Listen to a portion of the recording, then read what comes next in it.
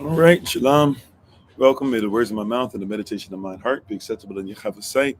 He is our strength and our redeemer, and it is in his name, which is his authority, that we pray, praise, proclaim, project, and protect today's message. Aman. Welcome to everybody. Welcome, welcome, welcome. I am Pastor Kofi, Pastor Servant of Christ, where we are always changing lives one mind at a time by being the voice of the voiceless and speaking the unspoken. We appreciate your presence here today. We give all praise and honor once again to Yahweh Elohim. We give all honor and praise to him for my wife, the Honorable Amma, who lives a life that's able to be honored. You can check her out on TikTok, YouTube, her website, and Pinterest at Bloom and Flourish, not A&D, the letter N. Bloom and Flourish. She is a healer, herbalist, chemist, and biologist by degree, and so many great things that she's doing to make sure that the health of the diaspora is her business. So we thank you. We appreciate you all for being on today. Thank you.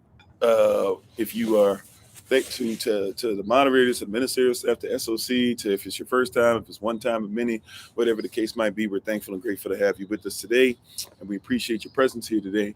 Shalom.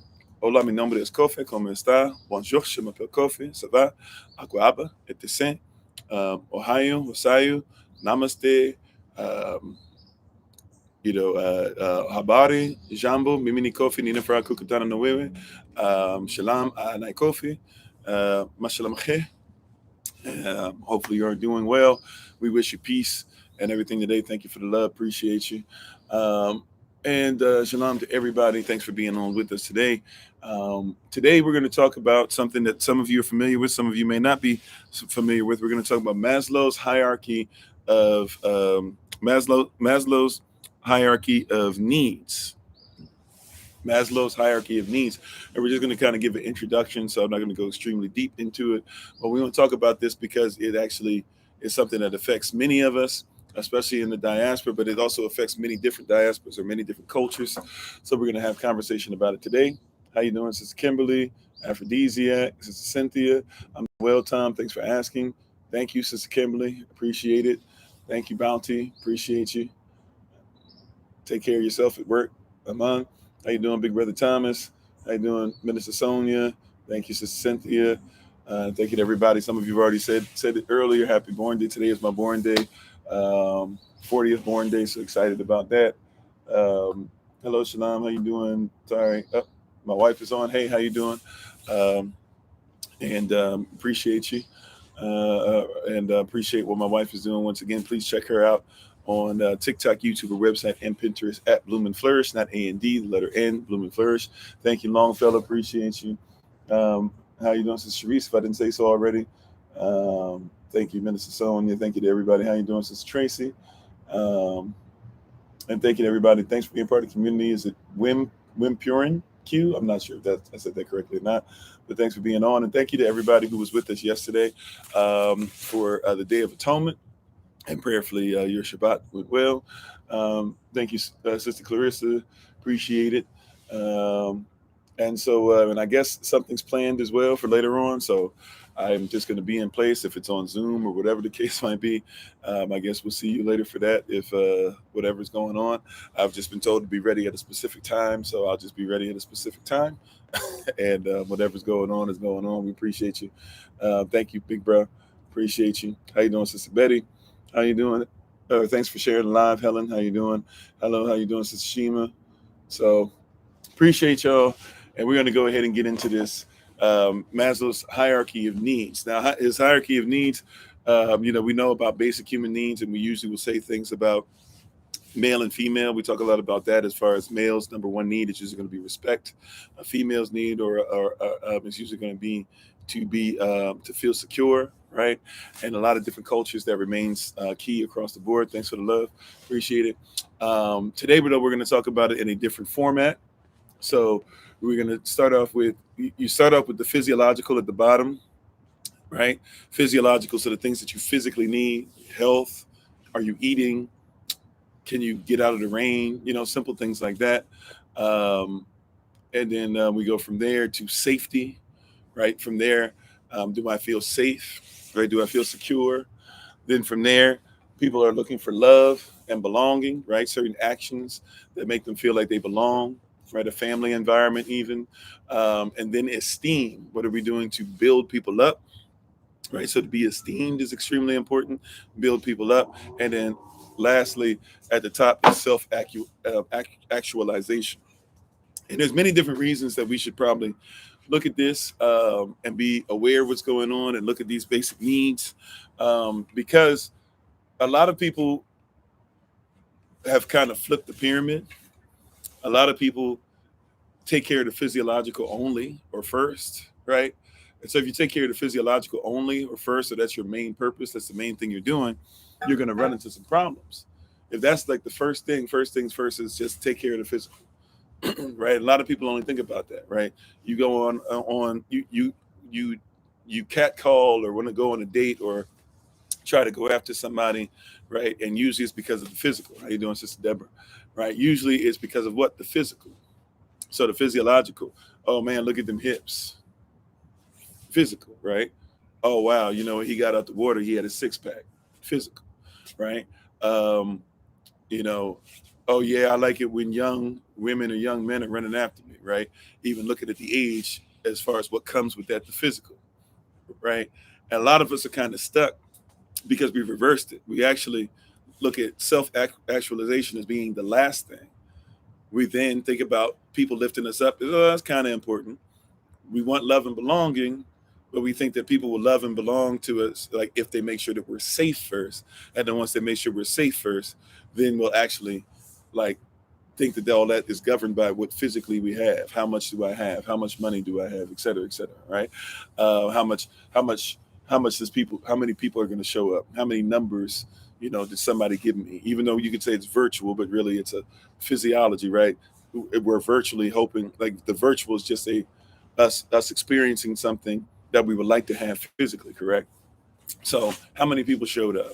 Did I have 100 people today? Did I got 5,000 followers? Did I got 10,000 friends on Facebook? Yada, yada, yada, right? And a lot of people are focused on the physical first and the physical only. And the reality is we need to flip that, right? And focus on the physical.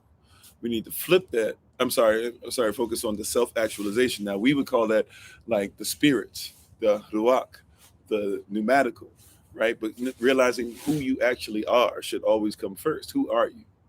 Right? A lot of people go to the physiological though. So people will say, and by the way, we talked about this before. I don't try to split science from what you want to call religion. The spirit and science should not be separated, right? The state of affairs should not be separated from your belief system. That's a very Western Eurocentric thought process, right? But who you are exactly comes first. And how you doing? Noni, thanks for being on, Shalom, and thank you for that. I appreciate that. The B-Day, the Born Day love from everybody. Thank you. Right. So, but a lot of us are in that mindset where we're looking for the physical first instead of who we are. Right. We're looking for the physical first instead of who we are first. Reality is we should focus on who we are first to get to the physical. You see that? Like the reality is we should focus on who we are, and then that helps us to get to what? To the physical.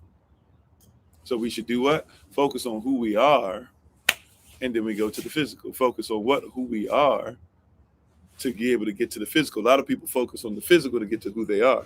So a lot of us have been raised on something similar, have children or have been affected or have heard of some of this stuff. But I want to share with you a picture that you guys probably will know, right? As soon as you see it, where we were a lot of our young men were raised off of stuff like this, right? Where it's physical first, right? A lot of us were raised off of the physical first. We were raised off of NWA type stuff. We were raised off of Snoop. A lot of people were raised off of even heck, if you're looking at Elvis, if you want to put that person up, if you want to look at Chuck Berry, if you want to look at Little Richard, if you want to look, at Muddy Waters, if you want to look at all these, a lot of us were raised off of the physical, and we went for physical first. And the interesting thing about this is all these people get older. Your Fat Joes, your Biggie Smalls. Some people didn't even make it because they were so focused on the physical. So, the Kurt Cobains of the world that didn't make it. A lot of different people of a lot of the same age range coming up kind of together around the same time, 80s and 90s. Even some of the stars from the 70s, 60s, 50s we just discussed, the Beatles, etc. you'll find that a lot of these people represented physical first, and then as they got older, they began to start to get to the place of self-actualization, right? So in hip hop culture was what? Hip hop is not just rap, right? Hip hop is MCs, right? Rap. Hip hop is MCs. Hip hop is graffiti. Hip hop is dancing, pop locking, stuff like that, right? Hip hop is DJing, disc jockeys, DJing, and then hip hop is even the clothing that you wear. So a lot of people say, "How you doing, brother Vincent?" So a lot of people, you know, um, you know, focus on that. That was it. It was like just be bright, just be vibrant, make sure you could challenge everybody, make sure this because they were missing something in the physiology. And they thought that the physiology or the physical was going to make them who they were. And how you doing, brother Alton? If I didn't say so already, how you doing, brother Jermaine? They thought that the physiology or the physical was going to make them who they were. So it's the gold chain. You got to make sure that you had the right hat. It's making sure that your hair looks right. It's making sure that you have all these women. Matter of fact, now physiology, you striking women. Dr. Dre, D. Barnes, right? We love to see an NWA when Ice Cube comes in the room with a bat on his shoulder and he destroys the office, the physical, the physiology, right? Yeah, the image, the physical image, right? It's the physiology they're trying to get you to think. Even I don't have this, man. If I had that, if I had that. The reality though is that all these people, when they grow up, they start telling you horror stories, and they start telling you not to be like that. Like Fat Joe still has some gangster stuff in him, of course, but Fat Joe will be up here talking about, man, I'm an old man now, and I'm not trying to beef or trying to kill or trying to do whatever to anybody anymore, right? Like that's not who I am. That's not what I want to be, right? The problem is though, is that the people you're telling that to, they're trying to follow the same path, right? They're trying to follow the same path. What's the path that they're trying to follow? They're trying to follow the path of what? First, let me get money. Let me get a house. Let me get power. Let me get a gun, right? Physiology. And then after that, then I'll be safe. And once I become safe, then maybe I'll be able to have people that love me, right? How you doing, Sister Mary? And then after I have people that love me, then maybe I'll be lifted up. I'll be esteemed. And then I'll get to a place of what? Self-actualization. That's how a lot of people do. That's Maslow's hierarchy, right? That's what he's saying is that it goes. But he's not. But really, we should start with self-actualization. And that's why we talk so much about culture. We should start with who we are. A lot of people don't like it when I say, hey, who are you? Where do you come from? Right? When I'm pressing you, where you from, cut? Right? When I'm pressing you, when I'm saying, hey, where you from? Are you only as small as what you have in your hand? Right? Is your house what makes you? Physiology and safety? Is it what people say or do about you if they show you the love that you want to get, right? Love and belonging? Is it that if you get lifted up high in us, esteem, or are you willing to learn who you are? Self-actualization. How you doing, Minister Select Shante?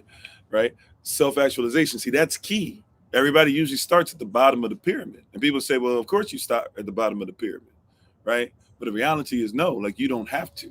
Who you are doesn't have to be bound by physical law, right? Natural law means that you should actually know universal law, which means you got to talk about kingdom law. How you doing, babe? Once again, my wife, Honorable Alma's back on with us. How you doing? And hello, Sister Helen. How you doing?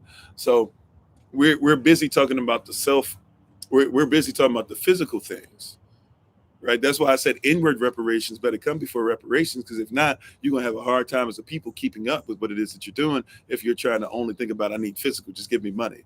Right? If you give me money and if you give me land and if you give me a mule or you give me a lawnmower, if you give me a car, whatever, if you gave that to my family, we'd be straight for the rest of our lives. Not necessarily so, because there's a lot of people who win the lottery. Most people who win the lottery end up losing all of the generational wealth that they get. Most people who win the lottery end up losing their money. Statistically speaking, most people who win the lotteries, these big time people, and you're like, man, they won 200,000, they won 500,000, they won 500 million, right? And even after taxes, they got about 240, 250.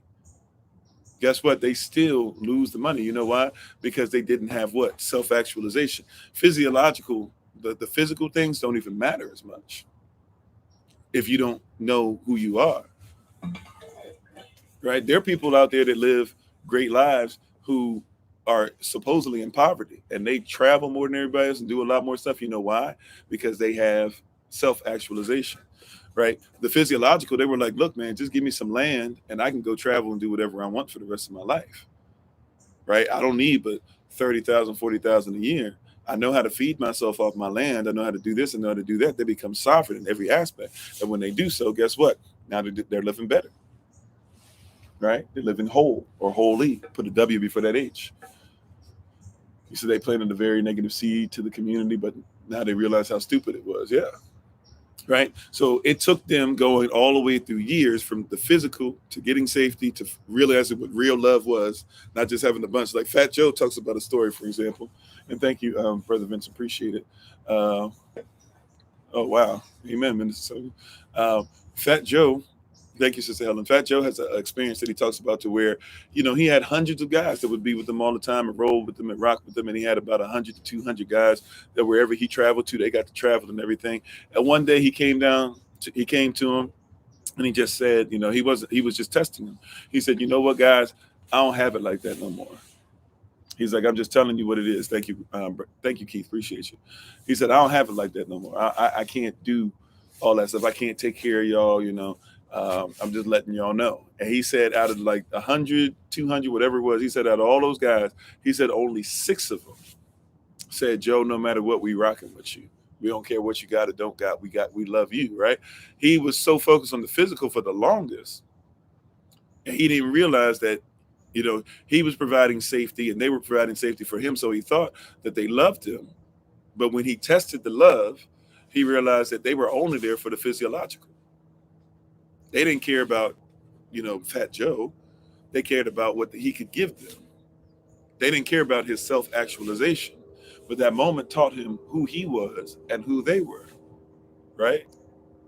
And a lot of us don't realize. A lot of us are still chasing, thinking that once we get it together physically, that's what's going to make us safe. And then we'll get love. And then people will love us and lift us up. And then we'll actually be able to realize, everybody will realize who we are. The problem with that is, though, is that, we've talked about this before. There's going to be very few confidants in your life. The 3 C's. You got confidants, comrades, and constituents. Confidants are for you. Constituents are for what you are for. And comrades are against what you are against. So you're only going to have a few true confidants in your entire life. If you have 3, 4 of them, right? Like if you only get 3, 4 confidants in your entire life, you are blessed that everything that they're doing is for you. Because not even your parents sometimes are doing everything for you, right? Like I can even have confidant energy. When I'm in front of you, when I'm talking to you on the phone, when I'm visiting, like I can give you confidant energy, but I'm limited to how much confidant energy I can give because I'm not going to be there, right? And I don't have the time to necessarily like be your best friend or be this or that or whatever. I'm already married, so I can't treat every woman like a wife or whatever. I can only treat my wife like a wife. I can't treat every child like my child, but when I'm around you, I can lift you up as a child. I can lift you up to make sure that you recognize and give you tools and things, but I can't do that for everybody, right? But I can only give you so much, right? But a confidant, somebody that's there for you all the time. Oh, thank you, Sister Barbara. Appreciate it. How you doing, Brother Keon? And thank you for the love. And thank you for being part of the community. Is it Slayer Caters? Thanks for being part of us today and being part of the community. So you're only going to have a few people that are for you consistently, confidants, right? Then you have a lot more people who will be your constituents. Constituents are people who are not for you, but they are for what you are for, right? Thank you, Helen. Right? They're not for you. However, they are for what you are for. What does that mean? I'm for what you are for. What does that really mean? I'm for what you're for. So they always come to you and say stuff like, man, I love the way you do this. I love how your house is. I love how you make me feel. I love blah, blah, because they're for what you're for. You make them feel great and you're helping them to get to something better, right? But they're not necessarily for you. How you doing, Sister Beverly? They might not speak a word into your life, but they love it when you speak a word into theirs. Or they'll speak a word into your life. Thank you for the love, Sister Cynthia. They'll speak a word into your life to a certain point, but they're not for you. They are for what you are for. We're glad you feel like part of a community. Right? Like, so a lot of people are confused the two, right? That they're for what you're for, thinking that they recognize who you are, but they're not worried about who you are. They're worried about who you're for or what you're for. And if they find that somebody else can get them there faster, they will leave you, right? And you shouldn't be upset about it, because they usually are telling you the truth, but you don't have an ear to hear it. So they say, I love how you make me feel, and you think that means that they're a confidant, but they're not feeding you. They're acknowledging that they love what you're for, right? They're on that bandwagon, right? So a lot of us are to a place where we think people are actually having self-actualization. Thank you, Sister Barbara. Appreciate you. And we think that it's about self-actualization, but it's not about self-actualization. They don't care about who you are, who yourself is. Matter of fact, if you start saying, hey, I can't do these things for you anymore, I can't hang out the same way, they start treating you like you're selfish. How you gonna be selfish? You're not gonna do this. You ain't gonna come to the club no more. You ain't gonna hang out the same way. Why are you gonna give your spouse more energy? But bro, you think that your wife is better than us, this and that, or whatever? It ain't about her being better. She's part of me. She's one with me, right? Yeah, exactly. We're talking about Maslow's hierarchy of needs, right? But a lot of people have this idea that you're supposed to start from the bottom and get to the top. But the reality is you need to get with people that are about you. But that's confidants and constituents, right? Constituents are for you. Confidants are for what you are for. Comrades are just against what you are against. And a lot of people rock with comrades and act like comrades are confidants or even constituents, and they're not. So I use this as an example all the time. I remember when everybody's talking about Trump and this and that, and I kept warning people, I kept telling people, when Trump gets out of office, and I'm not a Republican or a Democrat, so I can care less about that, but I kept telling people, all these people who locked together and were talking about that they hated Trump and blah, blah, I was like, I promise you, once Trump gets out of office, y'all are going to realize that these were not constituents. These were what? These were not confidants even. They are comrades. They are against what you are against. And I'm telling you, once you get these comrades who are just simply against what you are against, and you no longer have a common enemy, right? Guess what you're going to do? You're going to turn on each other. And sure enough, now all of a sudden, these people who were saying that they supported, others and stuff like that, now that Trump's not your main focus, but they started literally on TikTok. You can see people who have locked other people up. They were together like this, started whole movements and stuff. Together, you thought couldn't nothing. Thank you for the love. You thought was nothing to be able to separate these people. Oh yeah, I can see that coming a mile away, because that's not your confidant. That's not your constituent. Talking about that's my brother, that's my sister. That's not your brother. That's not your sister. And some people wanted me to get on some of the stuff, even when I was doing the activism thing heavily, and that's what we were doing more so than even, making sure that we were together as SOC and Yashadal and stuff like that. But even in that, there were certain people, man, I'm not talking to that person. And certain people that we had fights behind the scene where I had to let certain people go, right? Because I could see, like, what you think you're in right now is not what you're going to be in. Thank you for the lessons, Clarissa. Like, and a lot of people are dealing with that in their life today. Like, you get in these relationships with people. See, watch this. This is where it becomes dangerous. Some people are married to confidants. That's great. Some people are married to constituents. All right, as long as the common goal is there, they'll still lift you up. But some of y'all are married to comrades. Y'all came together because you were against the same things. See, that's when that religiosity and all that stuff, it comes into place. You better be careful. Some of y'all got together because y'all was just both broke at the same time. Or y'all both came together in a rebound, right? Or right, you had a common goal. Y'all both didn't like being broke. So you both willing to support each other, and you said, okay, cool. But once y'all weren't broke no more, y'all both had great lives, and you allowed each other to live your own lives, and you supported each other in your own lives. But then all of a sudden COVID hit, and then all of a sudden now you had to support each other on a level that you didn't think you were going to have to, because now it's not your own life. Y'all living together, both of your lives are together. Now you married a comrade thinking they were a confidant, but come to find out that confidant doesn't even really know who you are. You thought it was about self-actualization, but you were really dealing with the physiological. Today, this is gonna bless somebody. This gonna cause somebody to be able to go into the greatness that you really are. So you were messing with. You thought that person was for you, but come to find out when that you really needed that person, and that person was gonna have to do something that they weren't prepared to do. That person said, "No, I'm not really worried about your self-actualization. I'm not really trying to lift you up in that. I'm not really gonna love you through that. I'm not really even gonna provide safety for you. Maybe I'll give you a little bit of safety, but that's not something I'm about." See, I'm on the physiological on that too. Right. And that's what a lot of people deal with. You're dealing with the physiological. And people say, why can't we do? All we do is fight. Yeah, that's physiological. The physiological, don't worry about the fight, right? Unless somebody putting hands on somebody, right? But don't worry about the fight. Don't worry about the fight, right? Don't worry about the fight. The fighting, you talking about that, yeah, that's the physiological, that's the physical. But the fighting is coming out of other things. See, if your wife doesn't feel secure, she doesn't feel safe. That's safety, right? If your husband's saying I don't feel respect, he talking about safety. If your wife doesn't feel secure and she's not getting affection, she'll start talking about that she doesn't feel what? She'll say you don't love me anymore. That's love and belonging. You're talking about the physiological, y'all fighting. She's trying to tell you, really, she might not be able to even voice it correctly, but she's trying to tell you what? That I don't feel like I belong. I don't feel like you love me. If he starts talking about respect and not having enough sex and things like that, guess what he's saying? He's saying, look, I don't feel safe, right? Because I'm supposed to provide safety for you. The only person that I'm supposed to let my guard down is you. And I don't feel like I get respect, and I don't feel like I get my need as a man met. So he's talking about love and belonging. He's talking about safety. And what they're saying, and what both of you are saying is, if you would esteem me, if you would lift me up, if you would learn my love language, and you would show me that love, it would actually esteem me, lift me up, and it would help me to get to my higher self. And that's my goal. Exactly. He's insecure. She's insecure. Insecurity is not this negative term that we try to put it as negative feeling, right? But insecurity is really somebody saying, I don't feel like I'm protected. Right. And when I don't feel protected, the physiological doesn't matter that much, does it? Right?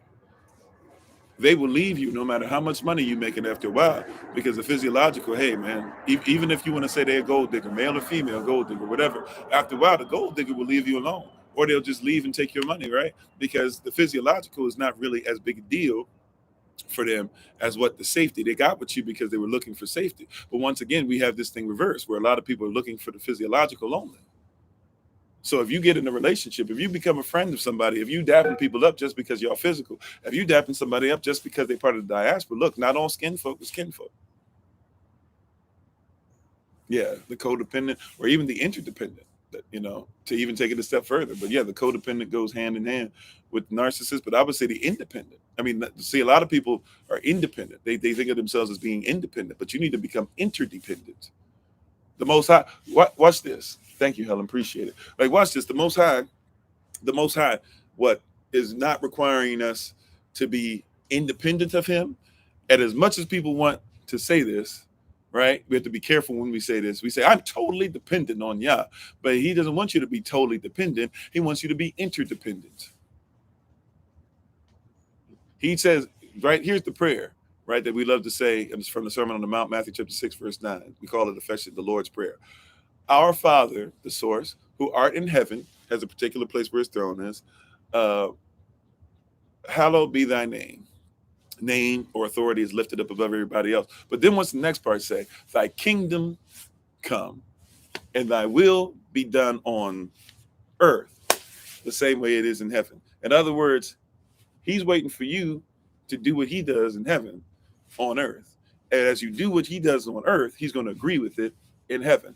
This is why Scripture says stuff like, hey, if you want Yahshua to come back, Matthew chapter 24, verse 14, all right, 24, verse 13, you must endure to be saved. But then verse 14 says you have to preach this particular interpretation throughout the world so that then He can come back. He can't come back unless you preach it.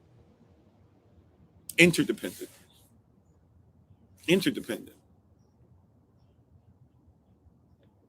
Right? He says, if I be lifted up, I'll draw all men. Interdependent. So I can't draw all men if you don't lift me up, if you don't esteem me, and they see who I am, the self-actualization, I can't do any drawing for you. I wish you would draw this person in. I wish you would help my family. I wish you would do that. He said, lift me up. Interdependent. Uh-oh. And he's supposed to represent the husband, and you're supposed to represent the wife. That's why husbands respect me, lift me up. People say, see, some people will call that narcissistic. Now, I'm not saying there aren't narcissists out there, but sometimes we'll claim that somebody's narcissistic, but they're saying, hey, like, respect me, please. Respect me. I crave that. I'm looking for that. Respect me. And then I can what? Secure you. I'll draw. I'll take care of the rest. But lift me up. And we go, see, narcissist, he can't handle. He blah, blah, blah. It might not even be that. It might be the fact that you're not even recognizing that part of his self-actualization is being esteemed, right? Or once he realizes who he is within himself, maybe you should esteem certain things. Maybe you should lift up. Now, I'm not saying there aren't true narcissists out there, right? There's even people who do narcigesis, to where they will literally even preach a word and preach it only from what they want it to be, and you got to bow down to them. Right. But I'm just saying, sometimes we're talking about people like, we're like, oh, she's a narcissist, or she's somebody that's all about her, or she's a gold digger. What if her love language is gifts? And what if in your mind you think that you got to give her the best gift, and the best gift is always gold? But what if she's not looking for gold digger? She's not a gold digger. She might be a gift digger, because she's a gift giver. And so as a gift giver, she loves it when she gives things to you. If you pay attention to her, she loves to be able to give you your favorite stuff. She loves to dress in your favorite outfit when y'all go into bed. She loves to make sure that she looks great for you when you're going out somewhere. She loves to do those things, right? That's part of her reality. That's part of her mindset. That's part of her love language. And so she loves to do those things. And you're thinking you always got to give her gold. Why don't you go and get her a flower from the side of the road? So you calling her a gold digger and thinking she's dealing in narcissism, when the reality is that could just be her love language, and you're thinking you have to give her this. And maybe in her world where she comes from, because once again, you got to teach people. We talk about this in sovereignty. You can't be out here talking about you sovereign and you're not a master. The sovereign has to know the law greater than the law writer, or at least on the same level. Right. And so she might not recognize, maybe she comes from a family, or maybe she came from something where she had nothing, and she finally got somebody who gave her some gold or something one time, and it made her feel great. She finally got her love language experience. And so in her mind, the only thing I can do is get these great gifts. But what if she gets flowers every day? I promise you she's going to like that too. And if she doesn't, well, then that's how you tell that's not her love language. And maybe she is a gold digger, right? But maybe she's a gift giver, and she's a gift digger. She's digging for gifts because she maybe needed somebody to give her gifts her entire life and maybe never got it. Right. But once again, if you're thinking only about the physical, you're not thinking that, hey, the things, the gifts that you give her, they show her love and belonging. And if you would show her love and belonging, guess what she'll do? She'll esteem you. And get why? Because both of you are helping each other to get to self-actualization. Yeah, even for those that aren't married. By the way, the 5 love language book, Dr. Gary Chapman has love language books in many different ways, so you can look at that. But also, it doesn't just apply to marriages, but he has books that specifically can be used for, for children, for adult to child, for school, for your job, for your career, whatever, right? But we look at these things, and we really get them. We talk a lot about marriage here, of course, because that's important in our community, and we feel like we're married to the Most High. So you got to comprehend how that works in order to make that part of your life work. But those are things that are there. Yeah, like we're not even thinking about that. We're so busy on the physiological. Watch this. Like even the word emotion. The word emotion means what? It means it's a physical thing. We think that emotion means how somebody feels. Somebody starts feeling a certain way because of their emotion. Emotion, it even has the word in it, motion. Right? If you feel bad, I promise you, right? Get a little bit of that in. Do some exercise, and the motion will take care of your feeling. Right? So the emotion is still even physiological. So somebody starts yelling, and you're not even realizing that person yelling because there's something going on with their belief and their culture. Therefore, it's affecting. And if they emote this way long enough, prayerfully everybody's okay. It sounds like a lot of chaos going on somewhere, right? But we pray they're okay in the name of Yahweh Aman. This person's going through the emotion, right? They're doing certain things motion, and if you would hang in there long enough, right, you can actually see what's going on. There's a belief, something with your belief is going on. Like you think that your hand just moves because of gesturing, but you gesture because your whole body is having an emotional response. You're trying to express a belief, and you're trying to therefore express a belief that's based upon your culture, right? That's why you know in certain cultures, culturally, when you see somebody go, you know what that is.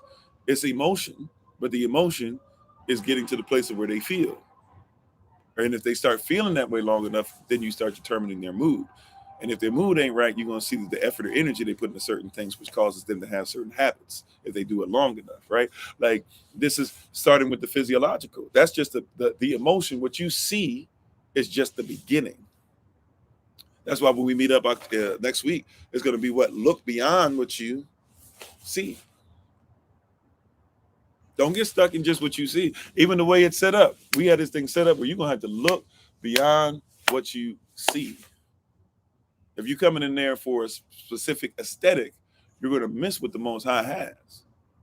We have to look beyond what we see.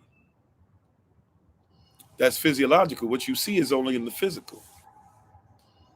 Do you have vision? I'm not worried about your sight as much as what you can envision. Amen. Look before you leap, right? A lot of people think that because they have sight that they're not blind. But I'm not talking about what you can see just only with the physical. Can you see past the physiological? Right? Safety protocols. Anybody who works at a job, right? And you've dealt with OSHA and all this stuff. Safety protocols are put in place to make sure that it protects the physical. But safety actually has to be where you envision certain things. And if something should happen, see, you have to have faith that if something happens, you already have something in place. It has not physically happened yet, but you have to have what? An ability to have things in place to make sure that people will be safe. That's spiritual insight. Correct, right? So I have to, in order to make sure that I'm a proper safety officer, I have to make sure that I'm thinking about everything as far as physically. I have to think of the physical first, but I have to go beyond the physical to protect the physical. Uh-oh. People miss that, right? That foresight, right? Like I've got to, in order to make sure that the physical is safe, I have to think past the physical.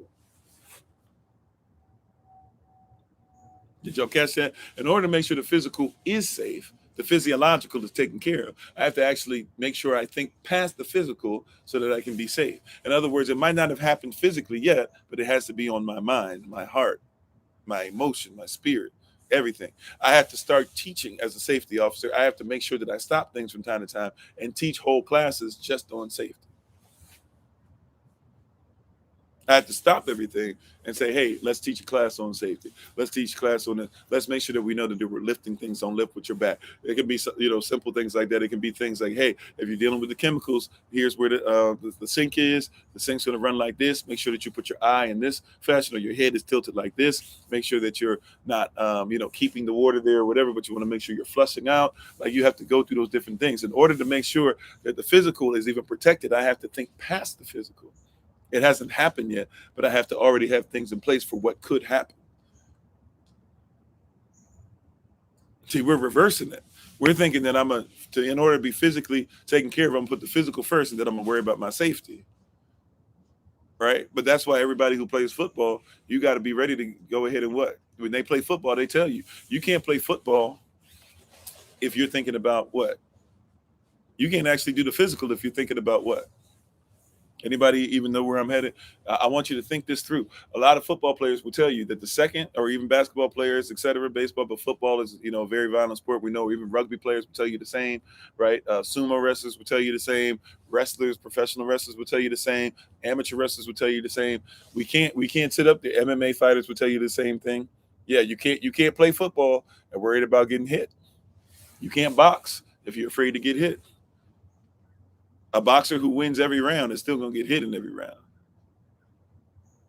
Right? If a boxer fights 12 rounds, back in the day, 15 rounds, or back before then, however many rounds they feel like doing.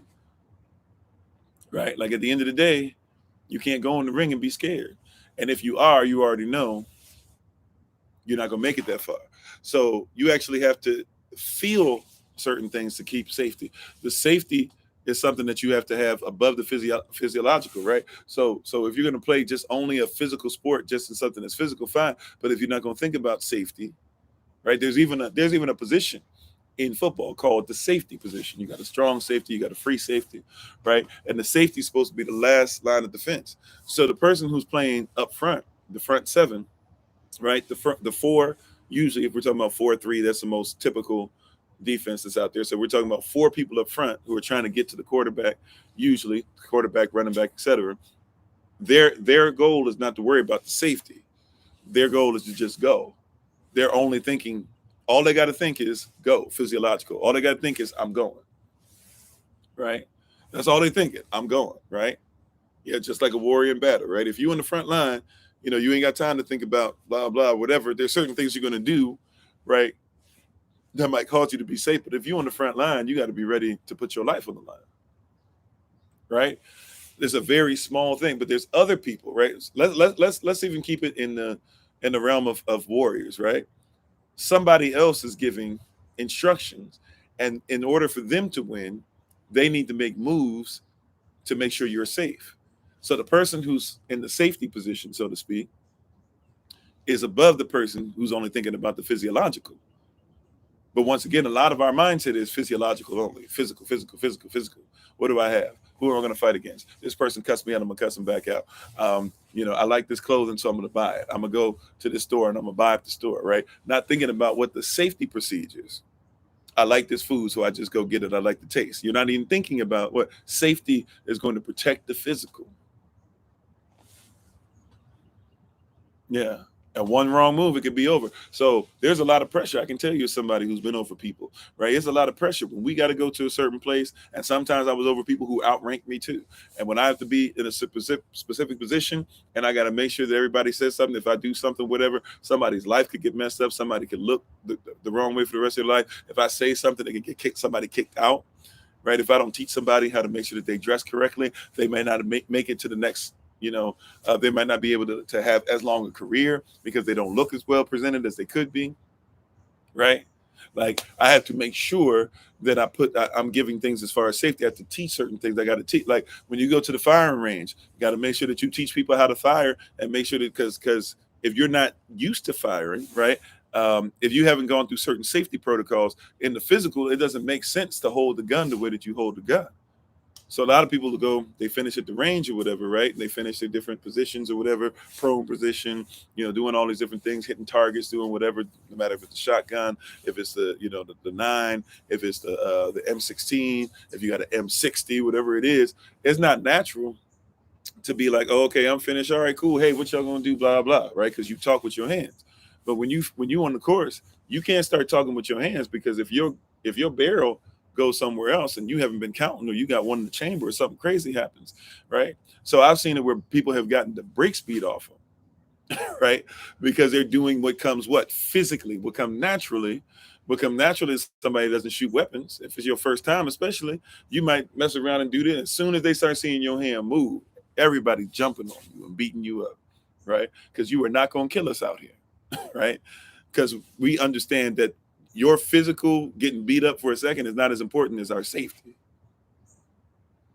right? So they teach you how to shoot down range correctly, right? They shoot you how to make sure it doesn't make sense. A lot of y'all, when y'all were children, y'all know what it was when y'all had the little water guns and when y'all had your little fake shotguns and stuff and your little BB guns. Sometimes, you didn't rest it in your shoulder and make sure that you had that little crease and all that you put the shotgun in. But I promise you, if you try to shoot a shotgun like y'all was doing when y'all was children, you'll knock yourself out, maybe even kill yourself, push your nose back into that brain.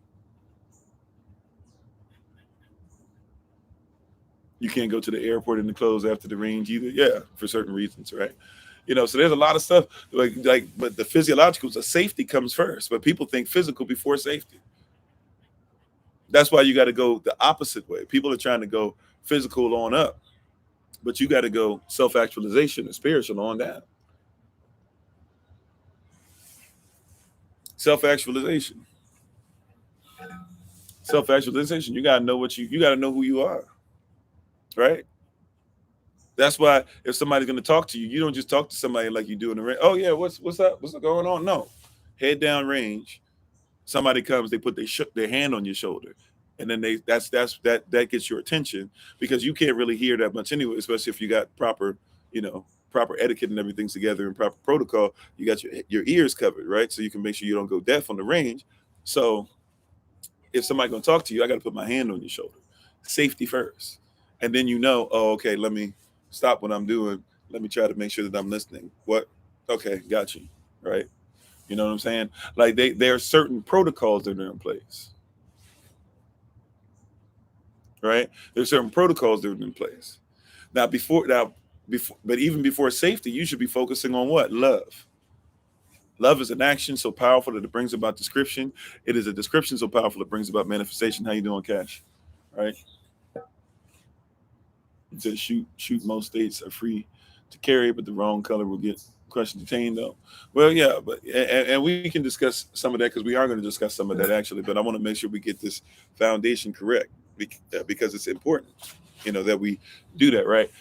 So you had that love and belonging. If you love something, guess what you'll do?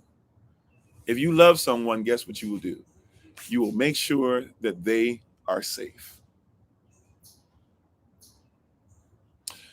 Right? Does your child feel safe to be able to tell you what they actually did, even if it's something that they know would make you disappointed?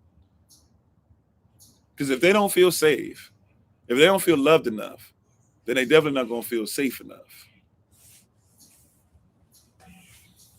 Right? Do our daughters feel safe enough? Look, I'm a pastor, right? And if I have a daughter, if I have a young girl or whatever that's underneath, does she feel safe enough to tell me, Pastor, I'm sorry, or for those, who have daughters, Father, Dad, I'm sorry, I had sex with a boy. Do they feel safe enough, or do they feel like the place to where now they feel like they were used and mismanaged, and they feel sad, and they feel like they let themselves down and let you down and let your hover down? Do they feel safe enough to where you'll wrap them in your arms before you start giving them the rundown and making them feel like they're slut shamed?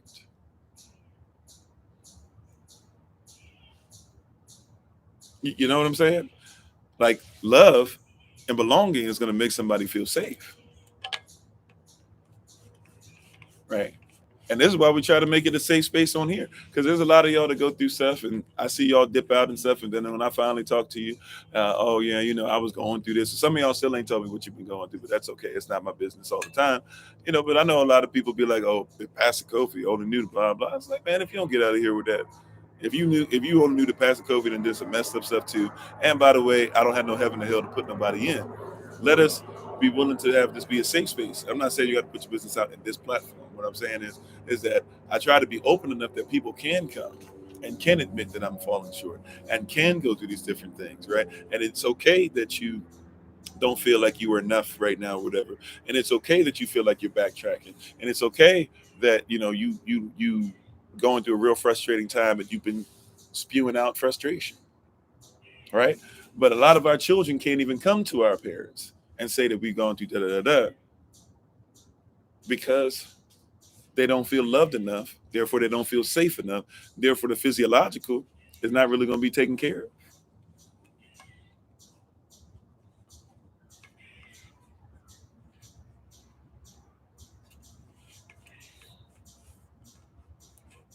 I'm not sure what I see you, Buck. I'm not sure you tell you where Goliath was in the train war. I'm not sure where that was, but I'm sorry for missing the point that you were making. Oh, thank you, Alton. Appreciate it. Right? Watch this. There's a child in school that's getting bullied. Do they feel loved enough by the teacher to where that they know that if they tell the teacher about it, that they would be safe and the bully would be taken care of?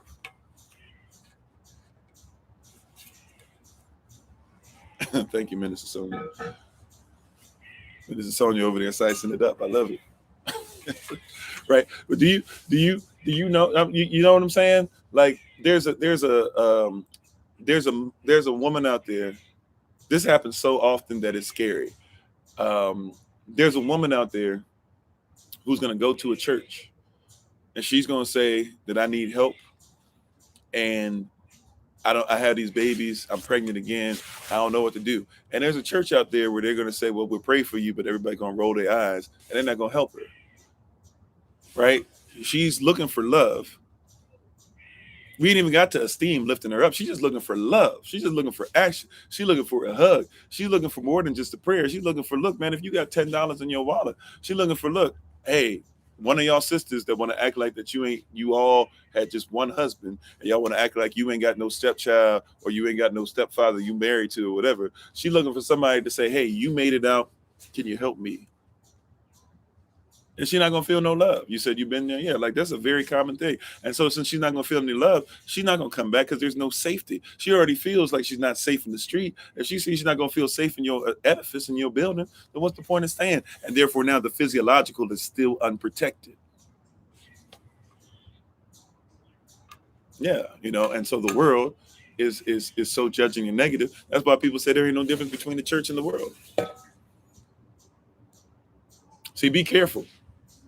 I don't mind judging, but when you judge salvation or when you won't help people because of your judgment, well, however you judge others, give and it shall be given unto thee. You love that scripture, but the verse before it says, judge the way you want to be judged, condemn the way you want to be condemned, right? And basically, like, forgive the way you want to be forgiven.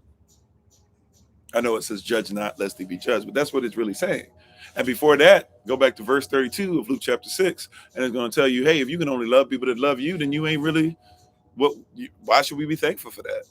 They do that in the streets. If you only going to give to those that you know are going to give, if you only going to lend to people that give back, why do that? They do that in the streets. There's people who be trying to do stuff like that. Hey, I gave to y'all. People have done this in the past. Hey, I gave to y'all, and you ain't doing what I want you to do, and you ain't doing exactly what I want you to do yet. And since you ain't willing to do what I want you to do yet, I'm out. It's like, well, all right. Give me what I gave you. I mean, give us some time and we'll try to make sure that we give it to you. Sure. Even though, it's a donation, but we'll do our best to give you it back as best we can. Right. That mindset, like, it's physical. If you don't do what I want, right. But what makes you different than people in the world? Why are you coming and controlling other people's stuff? And not just with SOC. How dare I come to Minister Sonia's healing business and say, if you don't make sure that you do Reiki the way that I say you should do it, and I don't even know what Reiki really is like that. Like, I know of it, but I'm not aware of it. And if she's telling me this is the way I'm going to heal you, and I come on there, or I have my wife come in there or whatever, and we pay for her service, and then all of a sudden, oh, well, you didn't do it the way I wanted to, so, give me my money back. Like, how foolish do I look? How foolish do I look? Oh, sister Beverly, you gave me this, and I thought I was looking for your body butter to heal my whole existence and stuff like that. But it just made sure it moisturized. It's not what I wanted. It's like, that's not what you got out of the deal. You know what I'm saying? Why are you giving only to get? Why are you giving as a what? Why are you giving as a constituent? You're for what you think she's even for, but you're not even giving correctly. You said when you were a child, you told your mother that heaven was full of these church people you didn't want to go. Yeah, I hear you, right? And that's why a lot of people don't want to go to church. You said you left the church because you went for help and just to talk to someone and the pastor's wife ignored you. Yeah, you know. And there's a lot of stuff. I can tell you somebody who was trying their best to do the church thing. And so there was this guy got up. He was supposed to be an elder. He's still on. I've stopped following him and stuff. I'm not going to say his name, but he's well known out there. And he came to this thing we were doing. And so he was talking about healing hands. And he was just talking about how if you come up, he's going to make sure that you this and that or whatever, and that you're rich and all this stuff. That was what he was doing. Right. And so I came up. And you know what I started crying out for? I started crying out that I needed a real example of a man in my life who was trying to do what's spiritual. And since he's supposed to be this man of God, right, then I was praying that either he could give me some guidance or something like that. And he just looked down and he was acting like he was trying to be in the Holy Spirit. And you can feel it when you got the Holy Spirit, when somebody's pretending with that thing. And he just basically looked up. Well, I don't know. I don't want to judge. Maybe he was. I don't know. Holy Spirit said, correct yourself. I can't judge him because I can't read his heart. It seemed like he really just looked down and kind of acted like he was sad, no tears or anything, and then just basically said, I'm sorry. The Holy Spirit doesn't have anything for me to tell you. Now, I'm there as a young man trying to get myself together. And you're busy telling everybody about how they're going to get a house and a car, and you get a house and you get a house and touch my hands, and there's tingling and all these different things or whatever. And maybe I was out of place. Maybe that the Holy Spirit, that's what he was doing. But you couldn't come back to me at some point. You couldn't give me a word of advice. You couldn't do me whatever. Guess what? Like, that's because I was talking about self-actualization. He was there talking about physical. And everybody was excited when he was just saying physical. Praise God. Hallelujah. Jesus is in here. The Holy Spirit, he going to show out, the way that they say things in church. But I'm looking for you to give me some stuff that I can take home as a man. I feel like I'm failing my family. I feel like I'm out here preaching, but I'm not living what I'm preaching. And I want to live what I'm preaching. Can you give me advice? And all he did, he came there for the physical. So at that point, that was when I knew. Like, I already was like starting to separate. The overseer I was under, I was starting to have some issues, and I was starting to really be like, okay, I got to come out of this. But at that point, it became very clear, like, I don't feel safe here because I needed love. Like, he didn't even have to tell me something. He could have hugged me. He could have hugged your boy. And he could have just said, I'm proud of you, son, for wanting to do better. Like, he could have did, like, words of affirmation and quality time and all. Like, he, physical time. He would have hit so many different needs just on that. But it wasn't about that. He came there for the physical. And when I started looking at him now, as much as I try to listen, I can't even listen to his sermons. Got a nice size venue, reaching many different people. He doing some questionable videos and stuff too, but whatever, seemed like he got his stuff in order. He always, dressed to the nines, got his nice little suit and tie and everything on, working well. But I can't work with you, bro, because I needed you to just help me to feel loved, and you couldn't do it. You said you feel like when you need people the most, they're never there, and it gives you more self-actualization. Sometimes that helps you to grow, certainly, because the self-actualization is really going to be more important than somebody else showing you love. But I'm just showing you, like, some of these things are extremely important. The love causes people to feel safe. Like, people will stay in unsafe relationships. People will stay in relationships where they don't know where their next meal is coming from because they feel loved. That's how powerful love is. If I feel loved, right? If I feel like I belong, I am extremely faithful. I will fight for you. I will war for you. I will die for you. Well, I can't say that I've tested that part out yet, but I have been on the front lines, right, of some certain situations, right? But I'll run in front of stuff. I'll come out and be ready to fight. I will defend you. Even if you get us in a situation where I know that we shouldn't be fighting, I'll still defend you. And then later on be like, bro, don't ever put me in that situation again. But I'll fight for you in the beginning, right? And then be like later on, okay, look, we should have been dead. It was 2 against 10, and we made it out. But there's too many scars. I deserve. But I'll be loyal. Exactly, I'll be loyal, right? But I need some love.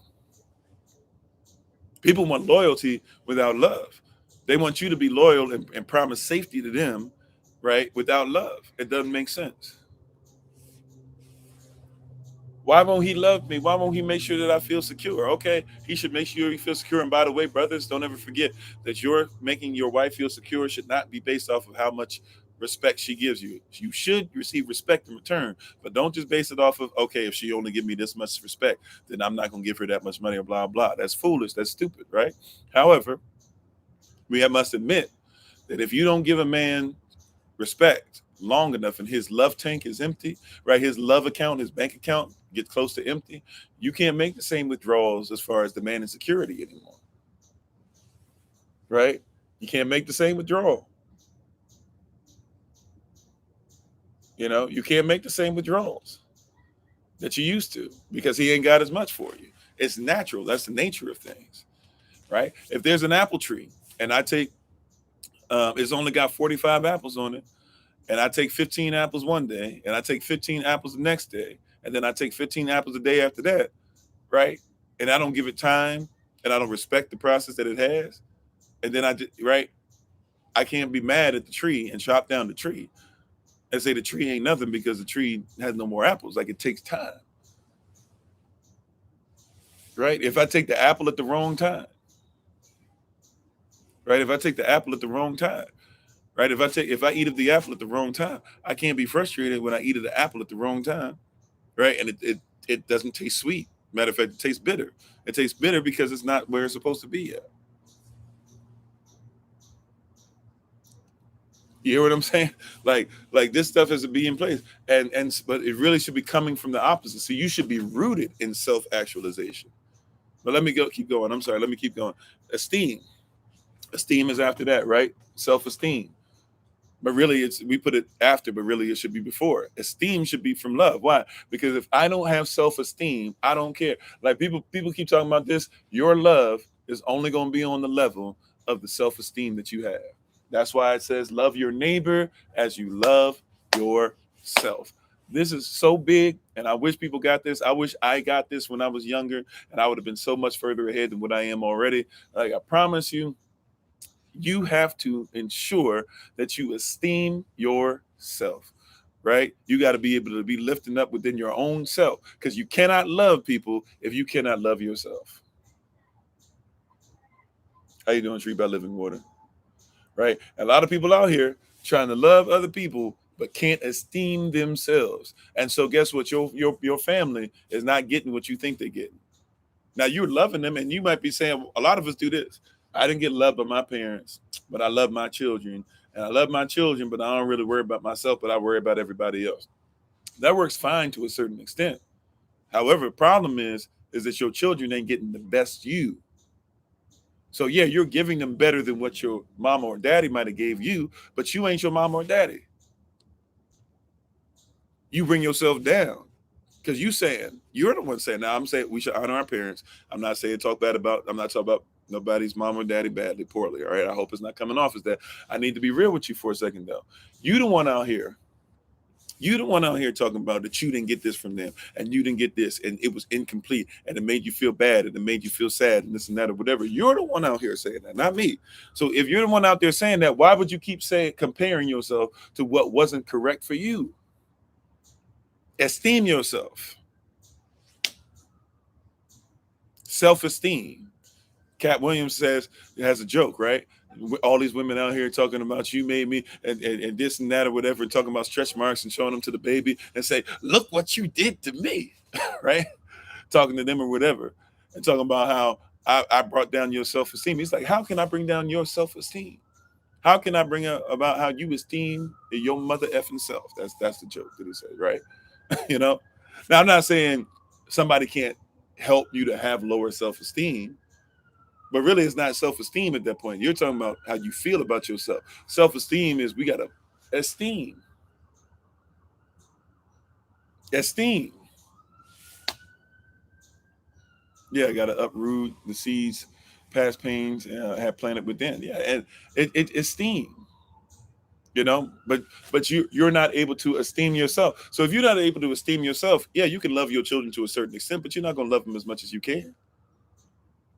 How you doing, Marcia? Right? Like, you're not going to love them as much as you can. Love is an action, and if you won't give actions towards yourself, I be saying this to single mothers a lot because single mothers sometimes will lose themselves. I'm like, baby girl, you need to make sure you get them nails did. If that's something you like to do. Now, not every woman does the same, but when's the last time you got your, like, I'll be talking to them and I'll be hearing the same stuff. And, my children come and nobody's loved me and I'm just done with it. And I'm not worried about relationships. And, y'all has me, but I'm still feeling like I'm not loved and blah, blah. And I hear this so much that it's almost like I go to the same place and I shouldn't necessarily sometimes because you got to make sure, but it's almost like I almost can tell you what you're going to say before you tell me what you're going to say. Right? You said you ashy right now. I'm ashy right now too. Real talk. I'm ashy right now too. I've been in the cold all rising, so I'm extra ashy right now. Like, but seriously though, right? I'll be talking to him and I'm like, yo, when is the like? Do you like getting your hair done? And sometimes you know what the sisters will say, I don't even know anymore. Like sometimes straight up they'll be like, I don't even know anymore. Wow. So you don't even know? Because a lot of sisters like their hair done. Do you like your nails done? I can't tell you the last time Pastor I got my nails done. Right? Esteem. I mean, and I know this is physiological, but I'm talking about using this physiological, so to speak, to esteem yourself. Because you got to esteem you in order to love you, in order to make you safe so that you can take care of the physical. But you think if you take care of the physical, then you can start worrying about your esteem. No. You got to esteem yourself. I'll be talking to him. When's the last time that you just went out with your girlfriends? I don't even have no girlfriends like that. My girlfriend is in another state. So you have nobody that you rocking with, nobody you rolling, nobody you calling. When's the last time you got together with your congregation or whatever? If you're not part of SOC, when's the last time you talked to somebody on the phone, got on a live with somebody, told somebody an issue? When's the last time you cried on somebody's shoulder? And I started realizing as I was talking to a lot of sisters that there's a lot of women who have cried less than men. Like, how they be talking about men don't show emotion? There are a lot of sons that grew up and never saw their mothers cry. Because I got to be tough. I got to be this. You're not even esteeming your divine feminine nature. It's not natural for you to not release. It's not natural. I don't need all that, listen that or whatever. You know what? That is a woman who has been abused, abnormally used for so long that she don't even think that that's a requirement to esteem herself, right? If anything, sister, one of the things on your list for looking for a man should be a man to esteem you. It don't have to be gold and silver, but dang, he should at least get flowers. He should at least be saying I love you. He should at least be taking you out at least, once in a while. He don't even got to be interested in what you're interested in, but he should at least show up to it. Bare minimum, he should at least take you to the store and sit outside on the bench, let alone every once in a while go inside and watch you put some clothes on and say, baby, you look great in that, right? Even if he can't afford it because you like window shopping sometimes, right? So you don't even necessarily want to buy it. You just want to put it on and feel nice and do like you did as a little girl, that little girl when you come out, right? And you just want to go there, try it out, look in the mirror and have somebody say, just like your father should have been saying when you were younger, or your mom should have been saying when you were younger, or you got to say to yourself, or your sister said to one another, yeah, girl, you look good in that. Your friends would come over and y'all would play make believe and stuff and act like adults, and you put on different stuff, and you put on, even though you weren't supposed to, you sneak lipstick and put it on and all that. Like, that's what you're trying to do. It's esteem. And I be looking for the sister when I'm talking to him in a one-on-one coaching session and stuff, like, when she gonna tell me about when she esteemed herself, when she gonna tell me, when she gonna tell me. And I'm like, after a while, I'm like, she ain't said nothing about esteeming herself. And she ain't said nothing about her spouse, if she got a spouse that's esteeming her, or a boyfriend or whatever. She ain't said nothing about these children esteeming her. I'm like, that's how she gonna love? So when she's saying I'm having problems, see, watch this. Sisters start saying stuff, and we start saying, "Oh, I don't know where that's coming from." I know where that's coming from.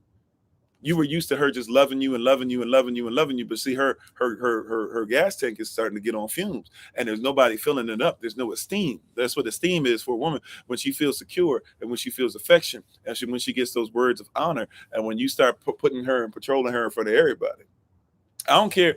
And look, I don't believe that there's no person on the planet that's truly ugly, right? Because ugly is something that I don't look for just in the physiological, right? That's a very small way. But even the women or the men that you might deem as being basic or whatever y'all want to call them, I promise you, even the woman that doesn't feel like she deserves it, I promise you, there's nothing like taking that woman that feels she doesn't deserve it and twirling her around in front of the whole world and saying, look at mine. I've seen it before where there's a woman that got burned up, fire all over her face and everything. And I didn't realize what had happened, but I realized something had happened. And when her husband showed up and everybody's trying to figure out why is he with her, but he showed up and he twirled around in front of everybody and he say, this is my wife. And he say, I love this woman so much because she literally saved his children from fire for the rest of his life. Everything that he did was, I'm going to make sure I show her off, right? The scars that she carried was the love she had for him. He esteemed her, right? So you were going to see her getting her nails done. You were going to see her in the greatest dresses. You were going to see her in the fanciest cars. You were going to see her never have to work another day in her life. Why? Because esteem was necessary, it was required. And that esteem caused her to love her children on a level that's very rare to see. And that was because she felt safe in her environment. And therefore, she didn't care as much about the physiological. The physiological, that's the basic human needs. Y'all be out here talking about human needs. The respect that I be talking about all the time, and the security, and the sex, and the affection, and all these different things we go back for between male and female. Those are the basic human needs. That's the physiological. We trying to get you to a place to where you can esteem yourself and be esteemed. Hallelujah, right? Elisha said there are times I don't have money to pay to get my nails done, or Alicia. I'm not sure if it's Alicia, maybe. Sorry. There are times I don't have money to get my nails done, and me and my done will do each other's. Yeah. Esteem is a powerful thing. Esteem. That's why there's some brothers, if we be honest with you, there's some brothers out there that I don't know if it's necessarily the greatest thing in the world or not, but I mean, to each their own, right? It's your love, it's your relationship. There's some brothers out there that they learn how to paint nails, and they paint their wives' nails and their daughters' nails, but they try and do esteem, you know. And in their mind, like, I don't paint nails, but I massage. So I massage. I've taken little courses on it. I study a lot on it and stuff. Why? Because my wife is my only client. She my number one client. She my only client, and I massage from head to toe. I massage feet and all the different things or whatever. So my wife has gotten better massages from me than people who she's gone, even as far as deep tissue things like that or whatever. I esteem her, right? She feels secure. She feels esteemed enough and she gets love enough, right? To where she feels safe enough to where, yeah, go ahead, do those things for me. You said the only time you saw your mother cry was at a funeral. Yeah. You said you saw your mom cry once, and even then she hit the tears out of her eyes and stuff, or hit the tears out of her eyes. Yeah, these are a lot of things. Like that esteem piece is crucial. And I didn't know that our sisters are so out of, or so insecure because we don't secure them. They're so insecure that a lot of them will not cry unless all hell is breaking loose. And then when all hell breaks loose, they still got to go to another room. Yeah, harsh and hard woman. Yeah. You said if you show your emotion to a man and he tells you to man up, why am I with you? I mean, that's crucial. I've heard of stuff like that. I have never once in my life ever thought telling my wife to man up, even in a joke. I've never thought to tell my wife to man up. But hey, but once again, that's a society where we're messed up. Physiological. He thinks because of his physiological nature that has anything to do with the nature of you being esteemed. They don't always go hand in hand, right? Trauma makes some people hide their emotions. It's because they think it'll be used against them. And that's very real too. A lot of brothers actually don't show their emotion because of that side, even though sisters do the same thing. A lot of brothers are more prone. And how you doing, Sir Stephen? You said your husband's painted your toes before. He did all right. Yeah, and it's just a way of trying to esteem. Even if he did a bad job, you probably appreciate that he did his best, right? All right, as you said, just don't let it pivot to pride because it can be a problem too. Sure, but yeah, but to esteem oneself doesn't have to be prideful. But once again, what is your standard of esteem? If your standard of it's all about me, right? But esteeming yourself, saying, hey, it's okay that I can better myself to help somebody else, then that's a different context, right? There's a different mindset. We always got to be about culture in this. You said we start off with broken pieces and fight a lifetime to make whole while enduring. Very true. You said remembering your late father doing you and your sister's hair and your mom in hospital, disaster, but 10 out of 10 effort. Yeah. I dealt with little girl and tried to do her hair, and I definitely was not I definitely was not that great at it. But I did my best. And you know what happened? Because I did 10 out of 10 and I did my best. You know what happened? Um, Other women, and real talk, maybe they were trying to get more out of it or whatever, but there were other women who genuinely were like, hey, I can't let your daughter be like that or whatever, but and actually taught me a couple things. So at least I was able to get to the point I could do some Afro puffs. I was at least able to get to the Afro puff part, and I was able to do a little couple, the dookie braid and all that stuff. I was at least able to do that stuff, but yeah, but like putting that effort into it. And also those are days and those are times and that's affection that I was able to get with my daughter that I can't, that we'll always have no matter what happens between us.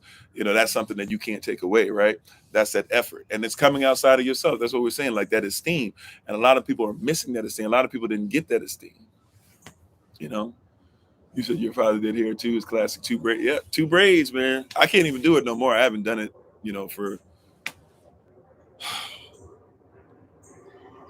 15 or so years, probably. So I can't even remember how that stuff works. Obviously, I don't do any braiding of my own, but I'm just saying, like, those are things that are there, right? That's esteem. Hey, how you doing, Dennis? You said that you would tell the other black woman you're beautiful and amazing. Yeah, it's necessary sometimes because we don't say it to each other. Said to be esteemed can make you feel as if you were worthy to be loved and receive greater things. Yeah, right. And I thought of, I'm gonna be honest with you, bro. I thought about it for business reasons. I thought about getting a van, changing the van up or whatever, slapping a little label on the side.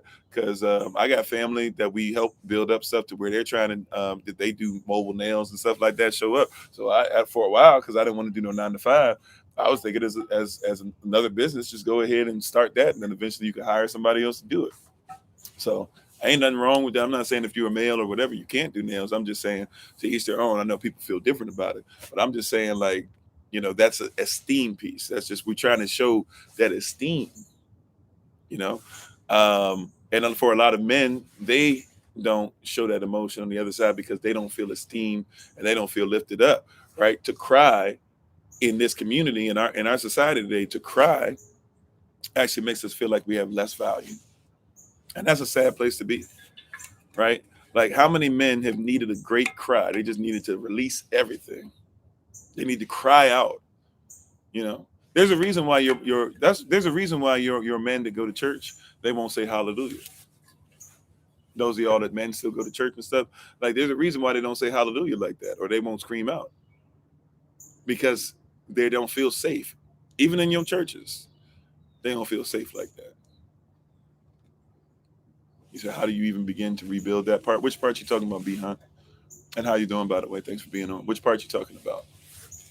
Right, but a lot of brothers don't feel safe at all to even say hallelujah, let alone scream hallelujah, right? Because it's emotional, and we're not supposed to be emotional, even though every time we move, we literally are moving in motion. Emotion. You said your man cries, he has a safe space with you to be able to cry, and praise y'all for you for that, right? And here's something that happens with us a lot.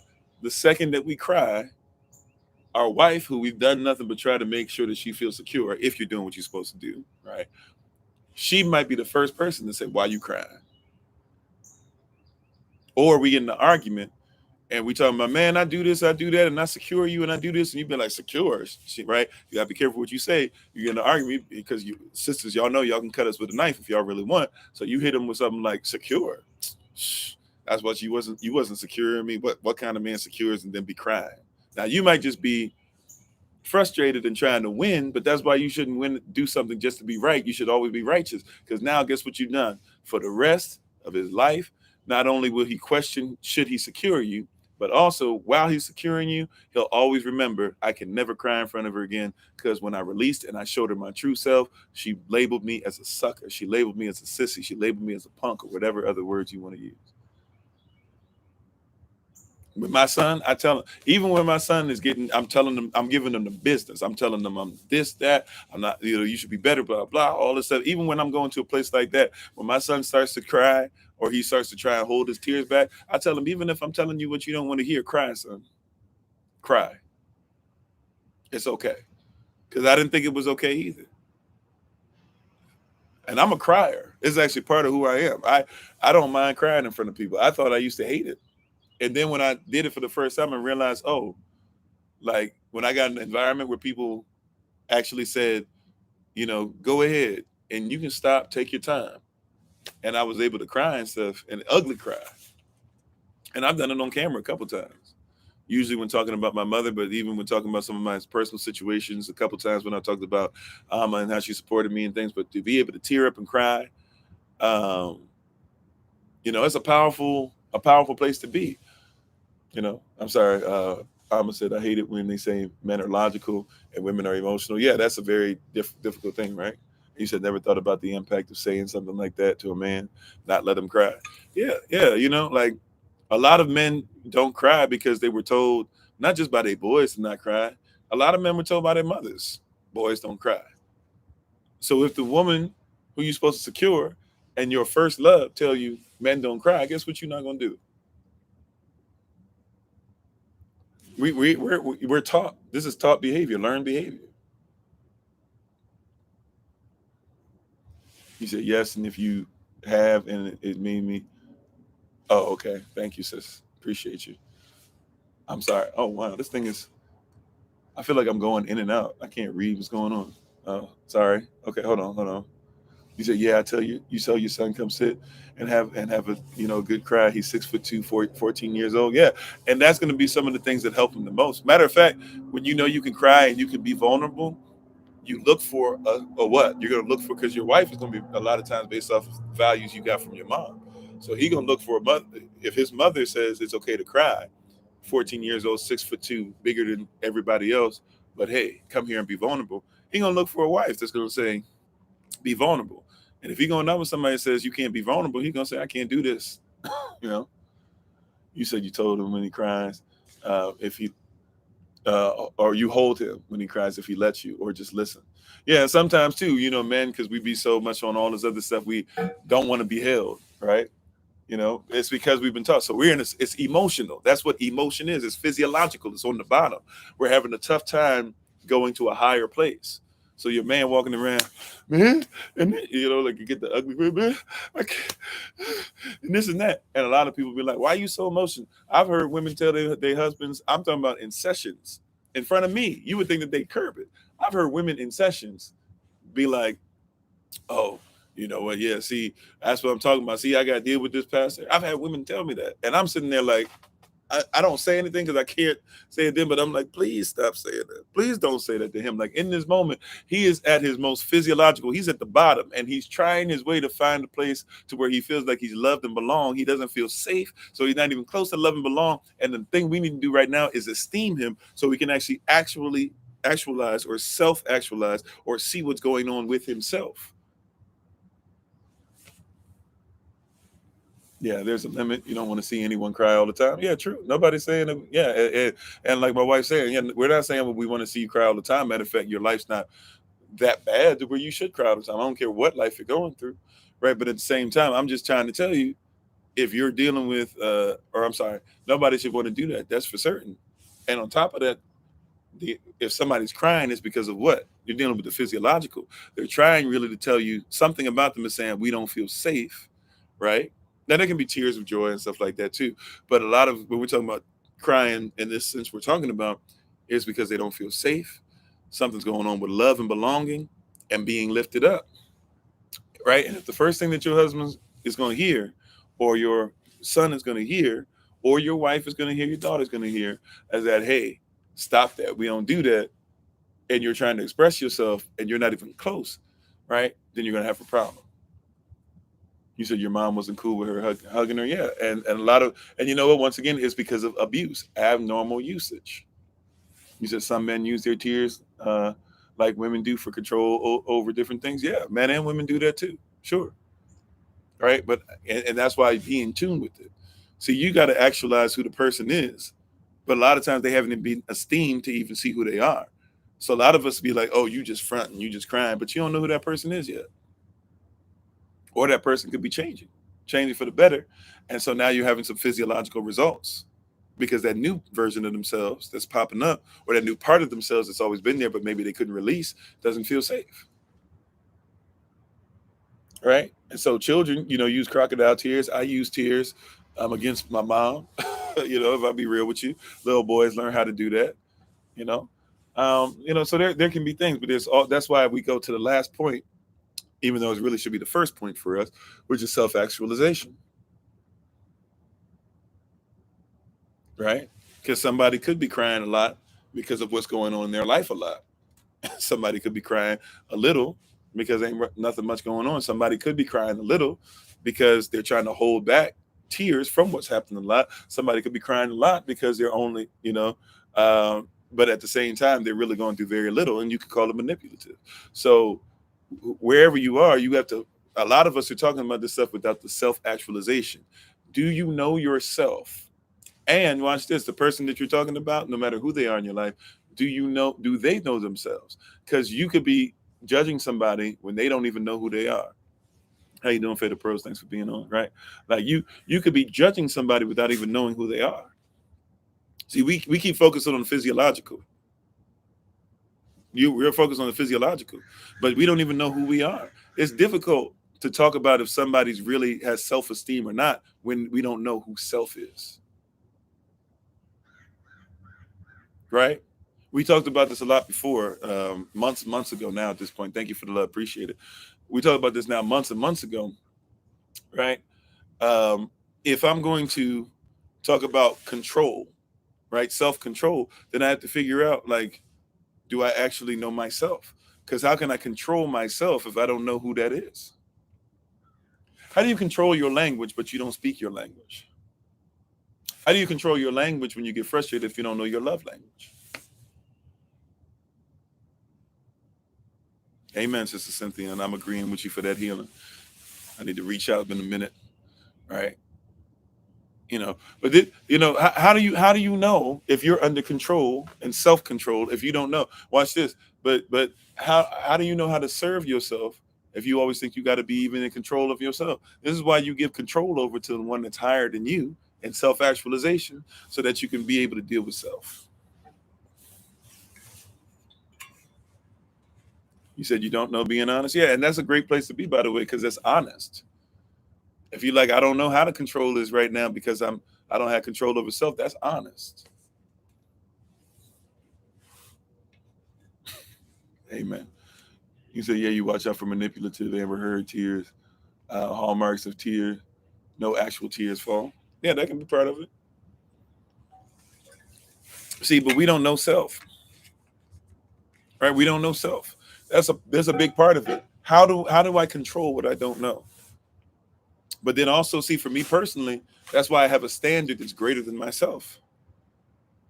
Everybody's always talking about everything comes from in you, and see, God, He put it in you, and this and that or whatever. No, no, no. Like there's a standard that's greater than me, right? And I'm not gonna act like I control the standard, right? I actually serve myself, but I'm controlled by something that's greater than me. And see, that's part of the equation that people don't want to put in this stuff. It's self-actualization. Like, do you think that it's big, that the biggest it's going to get is just through your prism? If that's all it is, then you're not going to get so far. If all you got in life is it doesn't get any bigger than me, you're not actually actualizing self. You're still stuck in physiological because you can only see what there is. Like we talked about, safety has to be above self-actualization. I mean, I'm sorry, safety has to be above physiological. Excuse me. Safety has to be above the physiological. In order to make sure I'm a great safety officer, I have to think about what's happening before the physical even happens. I have to have things in place.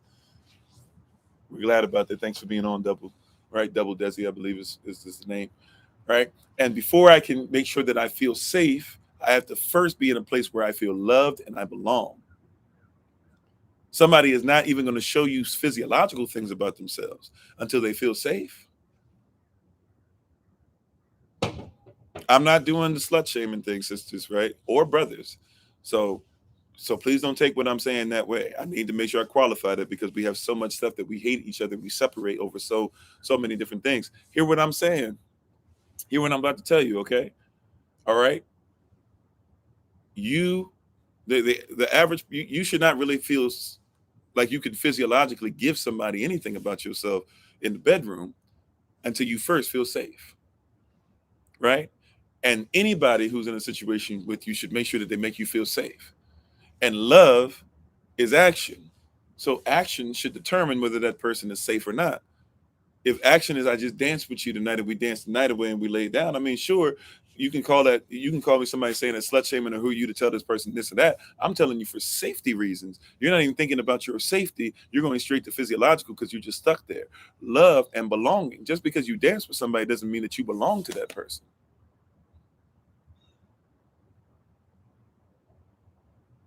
Right? And we're out here talking about how we belong to people or how we feel this belonging. Now you've had sex with this person and you felt safe. And so you went to the physiological straight, though. You really didn't feel safe. You went to the physiological. Now all of a sudden the person ghosts you or doesn't want to be around you. Or now they're saying all this craziness now where they're talking about, men have this post-clarity nut and all this foolishness is happening because they're making excuses for the fact that they don't even esteem themselves as real men, to make sure that they self-actualize and realize I would never want to take advantage of anybody else like that either. So if you're not sure whether you love this woman yet or not, because you haven't esteemed yourself yet, then you shouldn't make sure that you give a false sense of safety and security to where now they have sex, but you won't take care of her physiological need anymore because you had your physiological need met. Oh, we ain't supposed to talk like that. We ain't supposed to talk like that, but that's real. We're out of order. We reversed it. We're going from idealism instead of ideas. You can use an ideology, physical to spirituality, instead of ideas, spiritual to physiological. That's what you're dealing with, right? Like it blows my mind that I have to repeat so often that psychology literally means study of the soul. You worried about the physical, the hips, but you ain't worried about her soul. You're gonna end up having a bad soul tie because you wanted to be tied to them hips.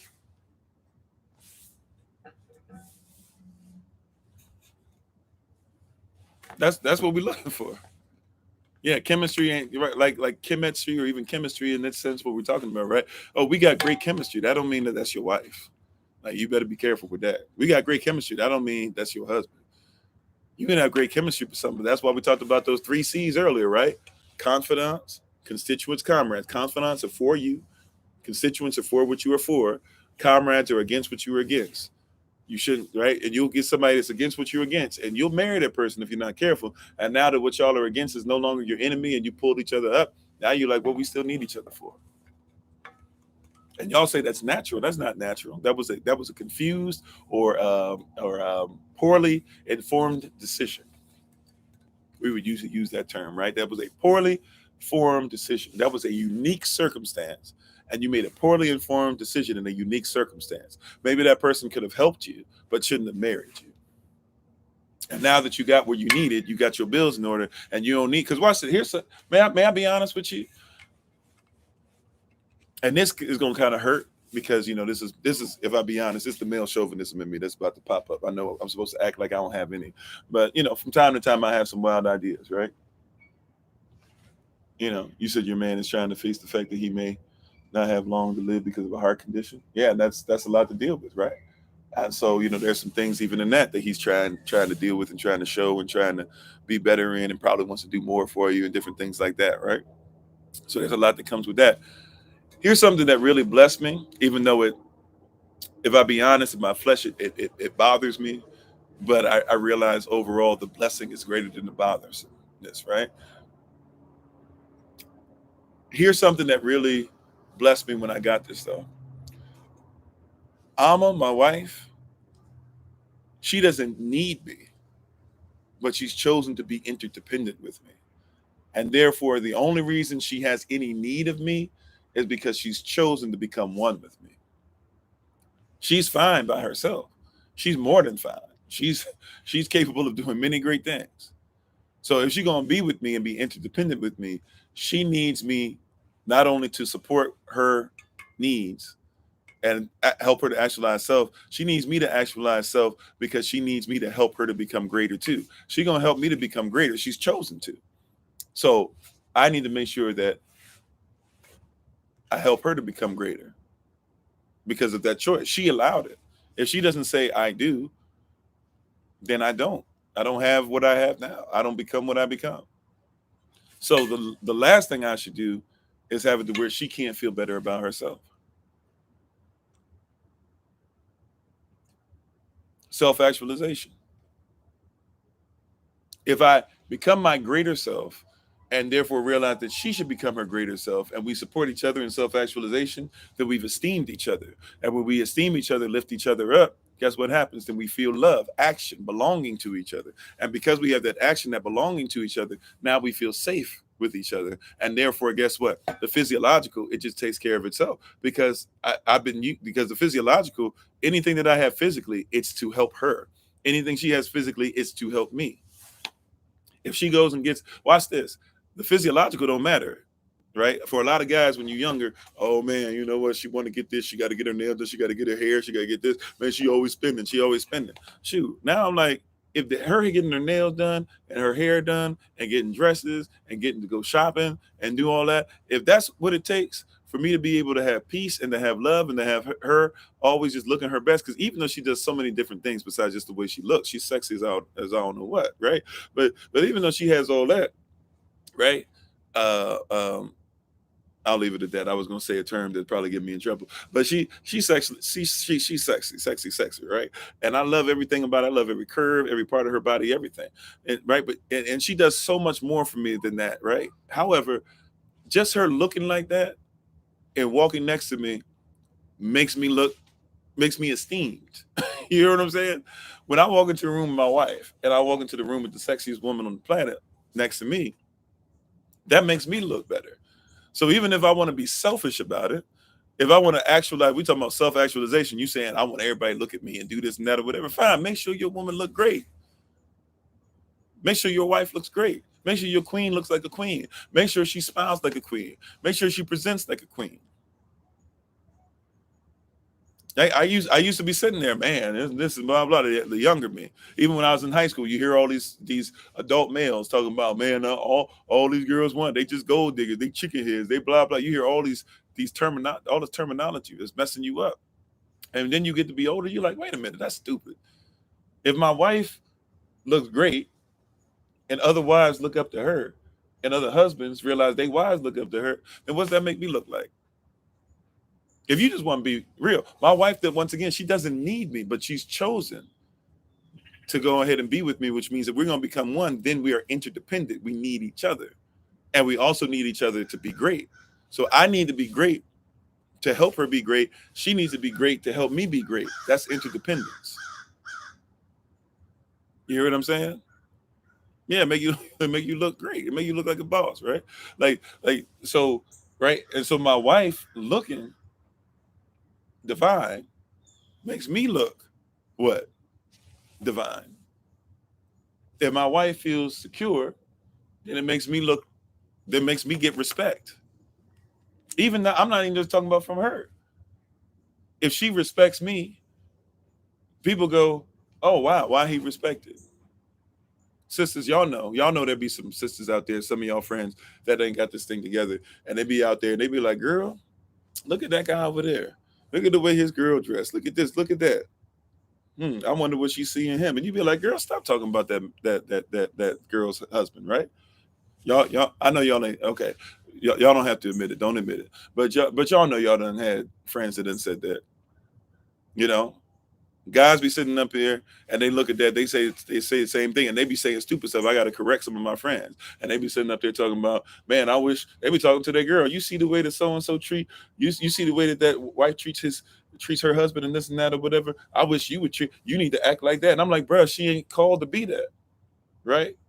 Like, back off. She might not act like that, but she might respect you in different ways. At the same time, I get what he's saying, though. He's saying that the self-actualization of them both being in their roles and them both supporting each other and them both being cool, it shows esteem. And when that esteem there, he automatically knows there's love there. And if there's love there, they feel safe enough to be able to do that. Therefore, the physiological, they don't care what you see in the mall. They don't care if you talk bad about them. They don't care if you talk bad about them, talking about, oh, I would never do that. I'd never treat my husband like that. I never bow down to my wife like that. He always holding doors and running and do this and stuff like that. Okay, that's cool. That's their self-actualization. Their esteem don't come from you. So even in the physical, they don't care what you see. You think they doing that for you? It becomes an example, but you think they doing that for you? Beauty's in the eye of the beholder. Yeah. You know, you think they're doing that for you? They ain't doing that for you. They're doing that for each other. They got this thing correct. Right? They have this thing correct. We start at the bottom thinking that the physiological will get us somehow to the self-actualization. So self-actualization is what gets you to the physiological. If I'm cool with my marriage, I'm not worried about what everybody else got to say about it.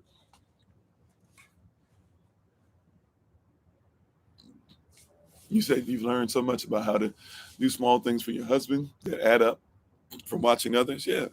So you can watch others and do those things too. I'm just saying, like, we think it's the physiological. We start off with this physical nature. That's why you go and you get a marriage certificate thinking that's what marriage is. When sex is marriage and marriage is sex, even by law. And that's the reason why we got so much issue. So many people did so much stuff in the physiological and didn't think till death do his part. And what does that actually mean?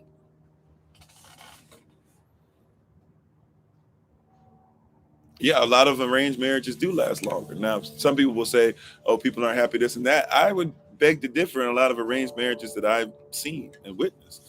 It starts off with people that are strangers, or sure.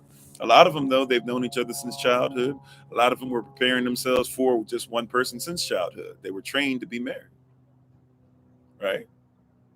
So, you know, there's a lot of stuff that they don't worry about. They were trained to be married. They were trained, they developed themselves, self-actualization. They literally developed themselves for whoever they were going to marry. What you do is you develop yourself, and then you say, hey, if somebody really like me, they just going to like whatever I am. And then that's why you get a marriages and say, well, I ain't going to change. I'm not worried about this. I don't know why they want me to change. I don't know why they're looking for change. Because you think that your self-actualization means you don't got to be any better than that. But that's physiological. Right. And the problem is, even in the physiological, it's a bad context, because even in the physiological, you're going to change. Right. I don't care if you're a male or a female.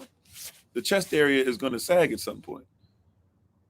I don't care if you're a male or a female. At some point, you will not be able to hold certain nutrients in, and your body, your cells won't be able to take them as much.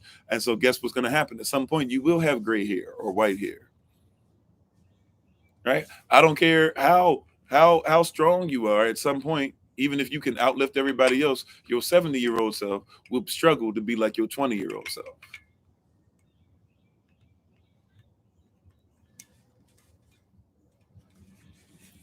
right? I I don't care how strong. In this version of what we have of this body, not your glorified body, but this body that you have, it's going to change. So you got to realize that yourself is way stronger than the physiological. This is why certain things are said but really aren't enacted. Um, the spirit is willing. However, what do people say? But the flesh is weak. What does that mean, though? That means the spirit is willing, the flesh is weak. The flesh ain't really who you are. The flesh is weak. Don't focus on the physiological. Focus on what? The pneumatical thought process, the spirit. That's always willing. And if you allow that self actualization to drive the physiological, you'll be all right.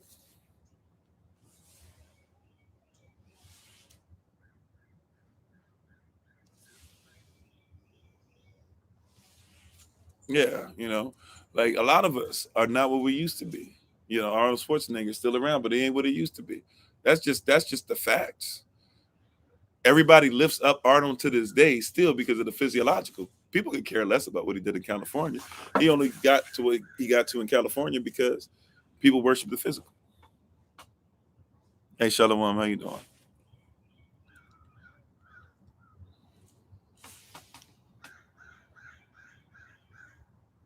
Well, I'm not gonna go there as far as the dog years comment, but also too that has a lot to do with eating or certain minerals and stuff that you should probably have even as well, right? Not choosing a spouse for the right reason can help you get through the challenging times. You said you're not a spring chicken anymore. Yeah, I admitted to y'all I've been having a little bit of back issues. Like, this is the best I felt in a while. Um, Still have some issues with some of the stretches, but I've been able to finally start getting back and doing some things to get on my feet. But we're not really thinking about those things. We're thinking about the physiological only, right? So I think we got through with this for the most part. I'll open it up for a little bit of Q&A. I got to end a little bit earlier uh, than I usually do today. I actually need to make a phone call.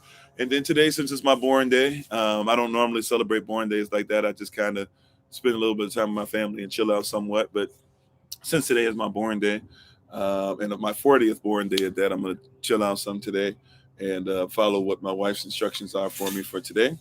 So, um, if there's are there any questions, comments, concerns? Somebody asked a question earlier and they never answered it for me. They said, "How do you get past that or redo that or renew something?" Thank you for the born day love. And I didn't, uh, I didn't catch, I didn't really catch.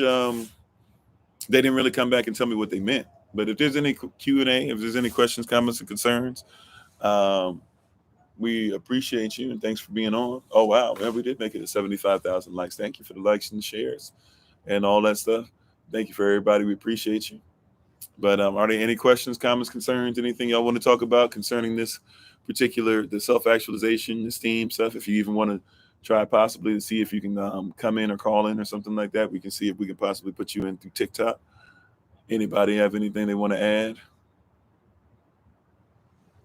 Thank you. Appreciate the love. You said even though it's the wrong day, oh, under 13-month calendar. Well, okay. Amen.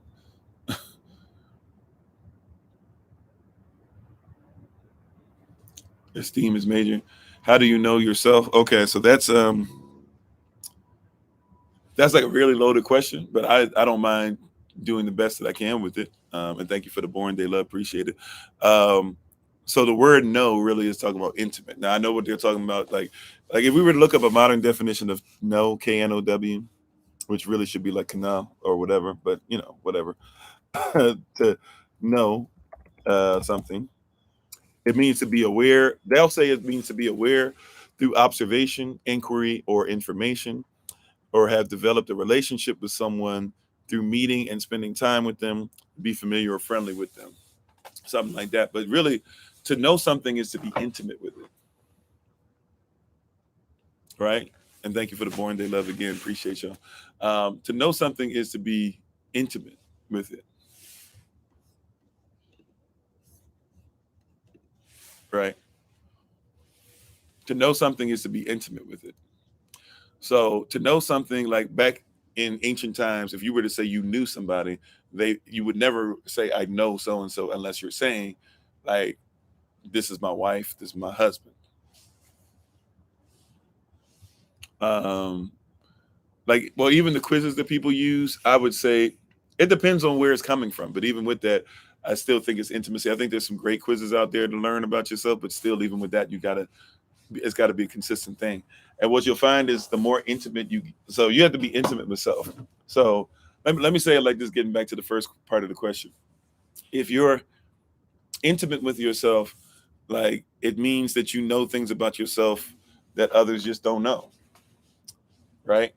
And so there's going to be some things about you, and also there's about now as far as our culture and context and stuff. I'm going to also include, you probably should make sure the Most High has something to do with that. Some people don't go that route. I believe that that's the greatest way to know yourself, is to know the person that created you.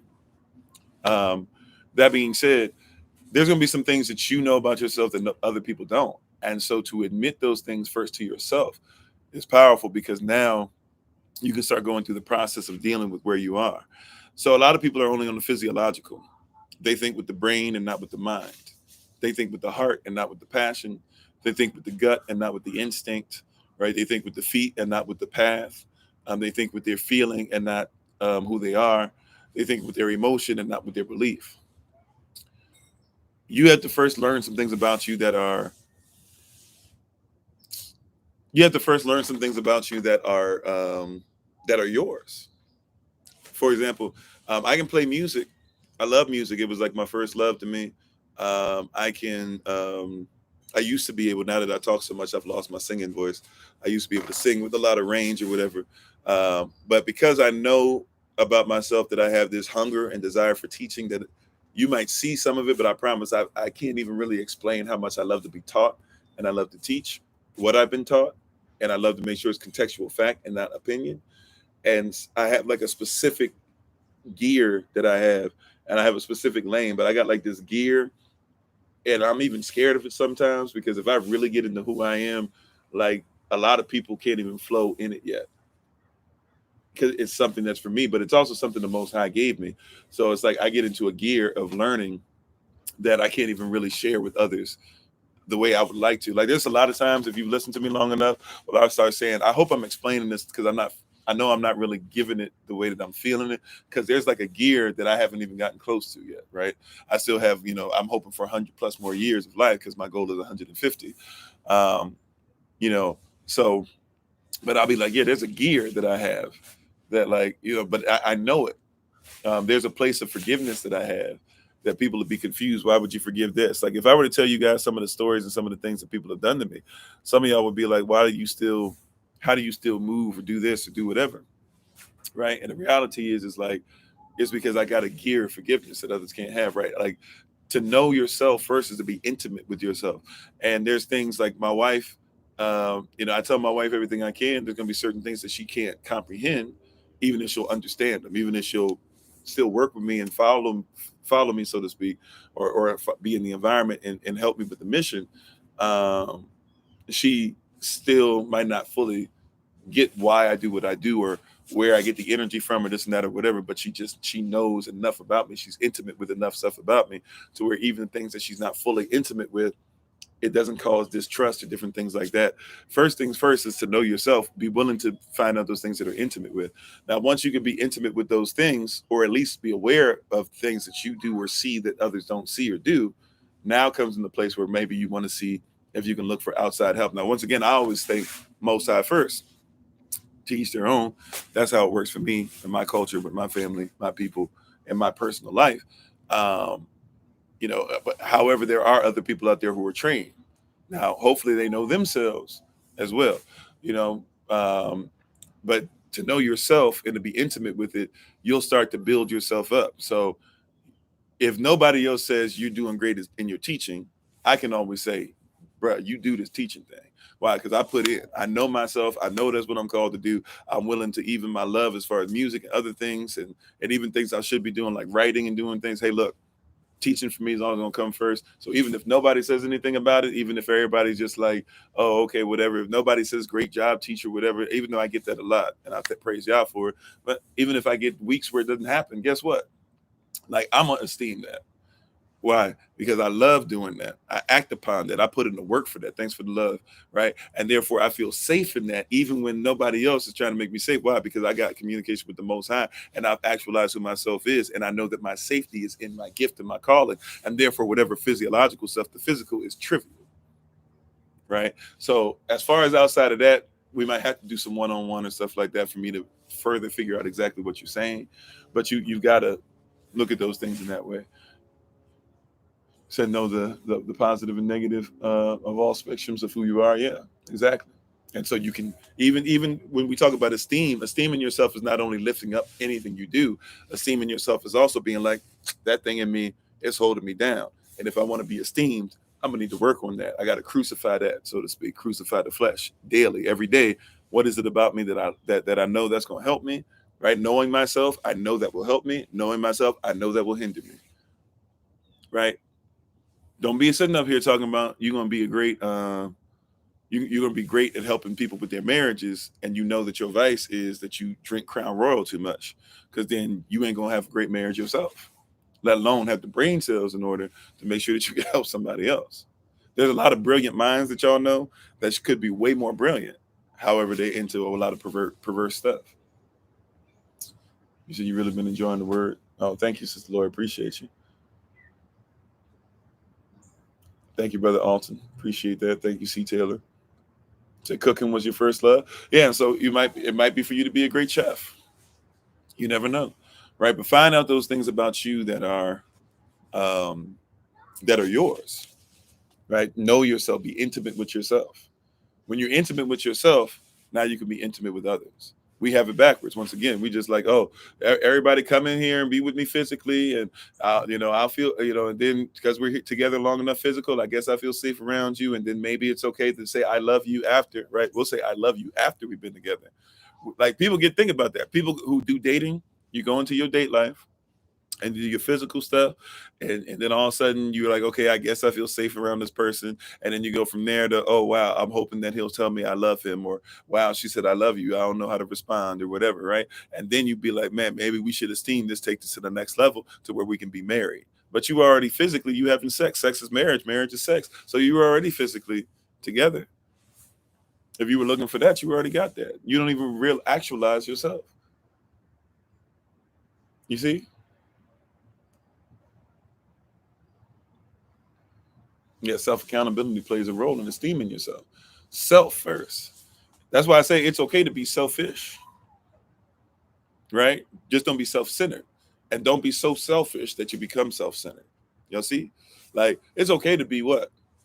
Selfish, because once again, hey, how you gonna love them babies and you don't love yourself? There's a lot of mothers that start off really well. Y'all heard stories uh, about many different women. By the way, black and white, who had babies, swear they loved the babies, but then killed them babies. Y'all heard stories of that? Men who said they loved their wife and they loved their child, and all of a sudden killed the whole family and killed themselves. It's not because they didn't have physiological stuff together. It's not because there was never any love. It's not because they were never felt safe at all. It's because that there was not self-actualization. There was no esteeming of what they needed. And so after a while, when they had no self-esteem, it ran out.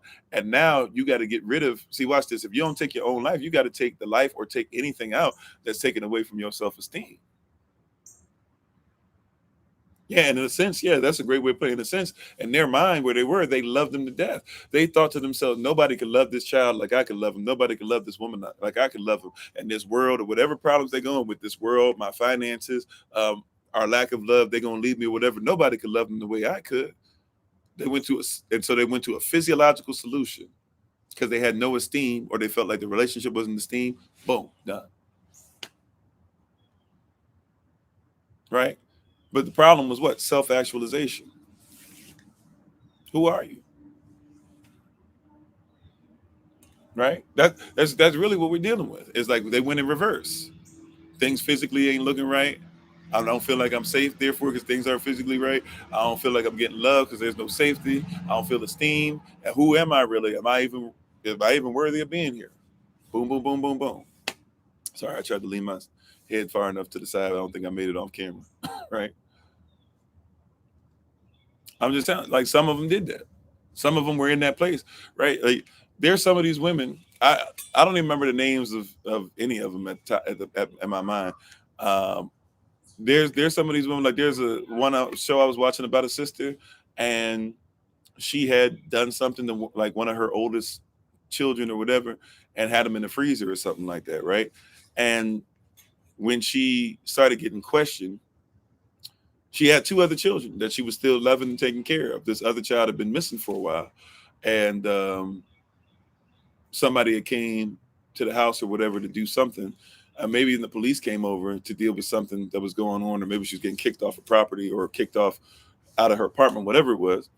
And basically, like, she had her two children and everything and stuff. Things would be seemed to be okay, but then they found this other child. And when they started questioning her, first thing that she started saying was, "I want you to call my aunt." And they were like, "What?" Well, it's okay, but we got to get the first person that came in wasn't really an officer doing whatever. The first person that came in was like really like getting paperwork done. And they kept saying, "Well, you can tell the officers," but she kept saying, "I need you to call my aunt. I need to talk to her first, and I need you to tell her," because she hadn't talked to her aunt in a long time. She had no family, she had no friends. She felt like she was on her own, and her aunt were beefing. And she wanted her aunt to know that she loved her aunt, and she wanted her to know that what she was about to tell them was not due to hate, but was due to love. In her mind, she had flipped it. She was talking about things that she didn't have physiological, and she messed up. She didn't have self-actualization. And then later on, come to find out that because she felt like not loved, and she felt physically she couldn't take care of the oldest, but it was easier to take care of the youngest. In her mind, something snapped. Now, she could have mental health issues and stuff like that too. And we could talk about a spiritual place, and we could talk about demonic influence, but in her mind, and it's hard to talk about, if I be honest. I know it's not easy to deal with, but it's hard to talk about. But the reality is that if you want to be truly empathetic, you have to go into a mindset of somebody who's not loved, and somebody who doesn't know who they are. Somebody who doesn't know who they are, and therefore on top of it doesn't feel esteemed, and then now can't feel loved, and now doesn't feel safe, looks around at the physical world in a different way than you and I do. That's just the way that goes. We don't have to like it, right? But it's the real. It's the real, you know. And we've been raised off of the physiological, right? Was right? Like, if I could put it this way, how you doing, Sister Carrie? If I could put it this way once again and bring up this example one more again,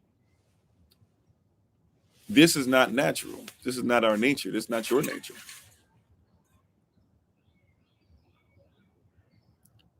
We lifted them up.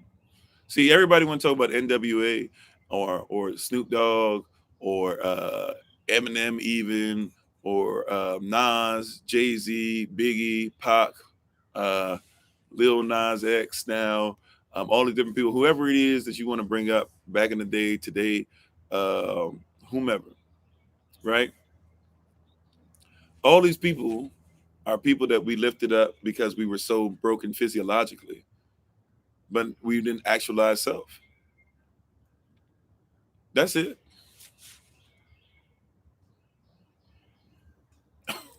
I was about to spit bars. Yeah, all these people that we deal with or whatever, it's physiological. Not even the psychological. It's the physiological first. We looked up to them. Why? Because they had more money than you. People are like, "Oh man," like we've romanticized. We've redid who NWA really is, because white people technically because white people accept them enough to where now they selling their stuff. So now everything's straight out of Compton, straight out of the hood, straight out of this mess, straight out of blah blah. Like the only reason you lifting that stuff up is because back in the day, all we had, so we thought, because we didn't actualize self-actualization, we didn't know who we were. We said, man, all we got is NWA, N-words with attitude, right? So F the police. I mean, we don't like the police. We don't mess with the po-po, right? I ain't no snitch. So F the police. Right? Now they talking about a whole bunch of other stuff. Dr. Dre was smacking women around, right? Easy E was out here doing y'all knows what. Right? Matter of fact, they started fighting against each other and we took that on. Yeah, man. Like physiological. You weren't even talking about self. This whole group that raised each other up, that esteemed each other at one point, they broke apart. And by the way, they weren't even in charge. They didn't sign their own checks. They weren't paying their own bills. That's why the whole scene of Ice Cube comes in there where he breaking everything apart. I know they made it look nice in the movie, but it's because this guy had power over him or whatever. Ice Cube was like, well, give me what I deserve. But bro, like you control. He ain't really had to give you nothing. Even when you came in there with that bat. He could have called and had you arrested. You was dealing with one of the good ones. Because he could have had you arrested and that been the end of it. And now we glorify that. Now little boys go walk around, and if they don't get something from their teacher, they're going to walk in there with a bat, right? NWA style. And then it ain't going to look so great then. Because that police officer or that teacher might say, I don't say F the police. I call the police, right? And he might call the police. And when the police come up, now little boy, it don't seem so cool. You know?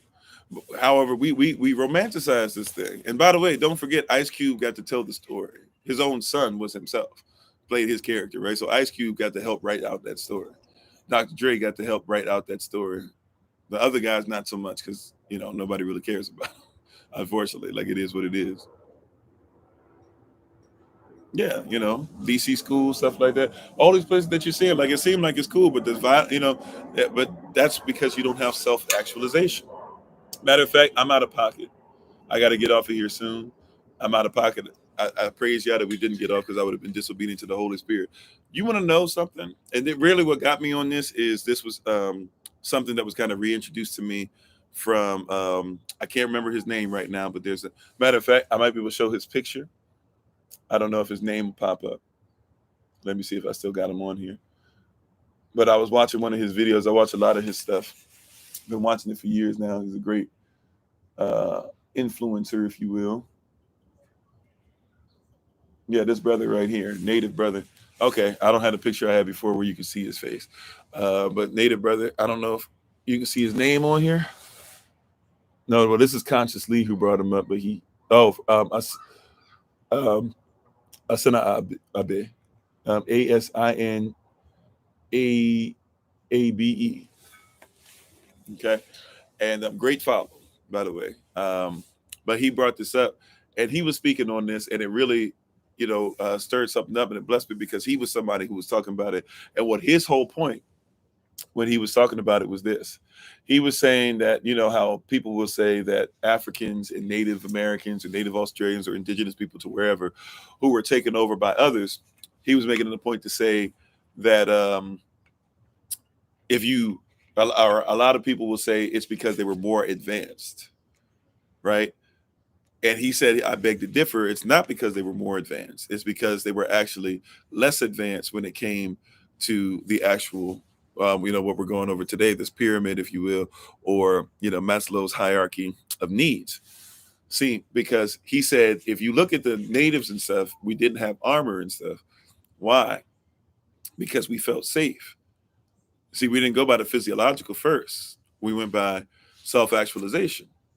So he said, if you look at these tribes, they were more into self-actualization, spiritual needs, right? So because we had those things in place, and that was our focus, he said we esteemed ourselves more highly.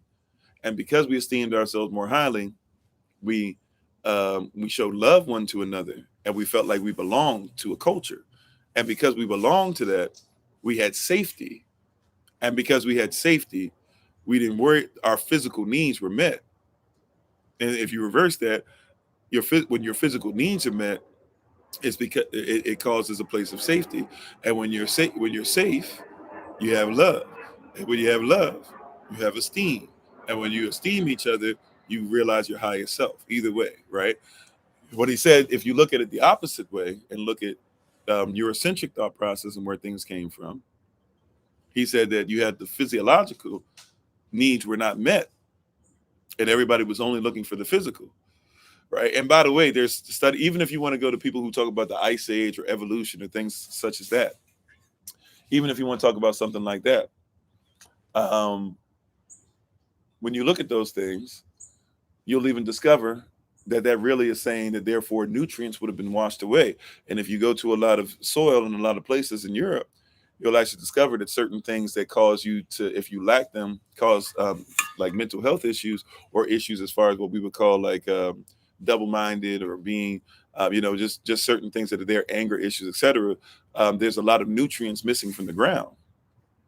So even certain things as far as the psychological, there's certain things that they didn't have. We talk about seasoning and this and that, but guess what? For seasoning, you have to have spices. Spices are what? From the plant life. So where we came from, we had different plant life, and we use plants differently.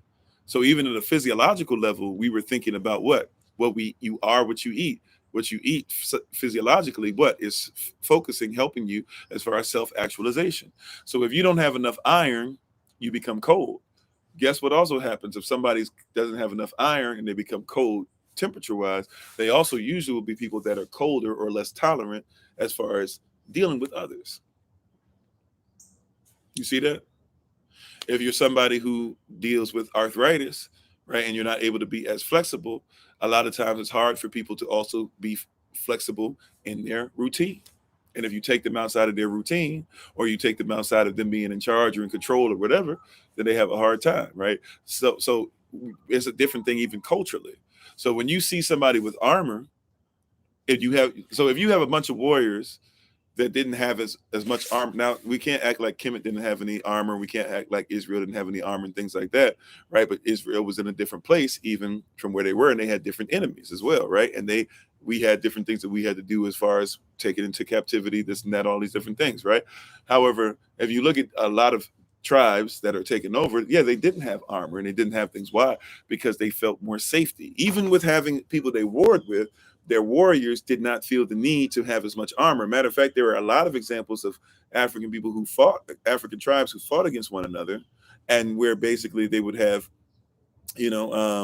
a fight, and if it looked like one side was winning, one side was losing, they would allow the other side to say, okay, we tap out, and they wouldn't, fleece them. They wouldn't kill the men. They wouldn't take all the women as slaves. They wouldn't take all the children, stuff like that. Are there some examples of that happening? Sure, but it wasn't really something culturally. So even in your fighting, some would have to die, but you wouldn't have a whole thing of, okay, we're just going to kill everybody. There were some tribes that did that, but it was not the norm. It was outside of the norm. But if you go to another culture where it is the norm to eradicate everybody every single time, then what do you have to develop?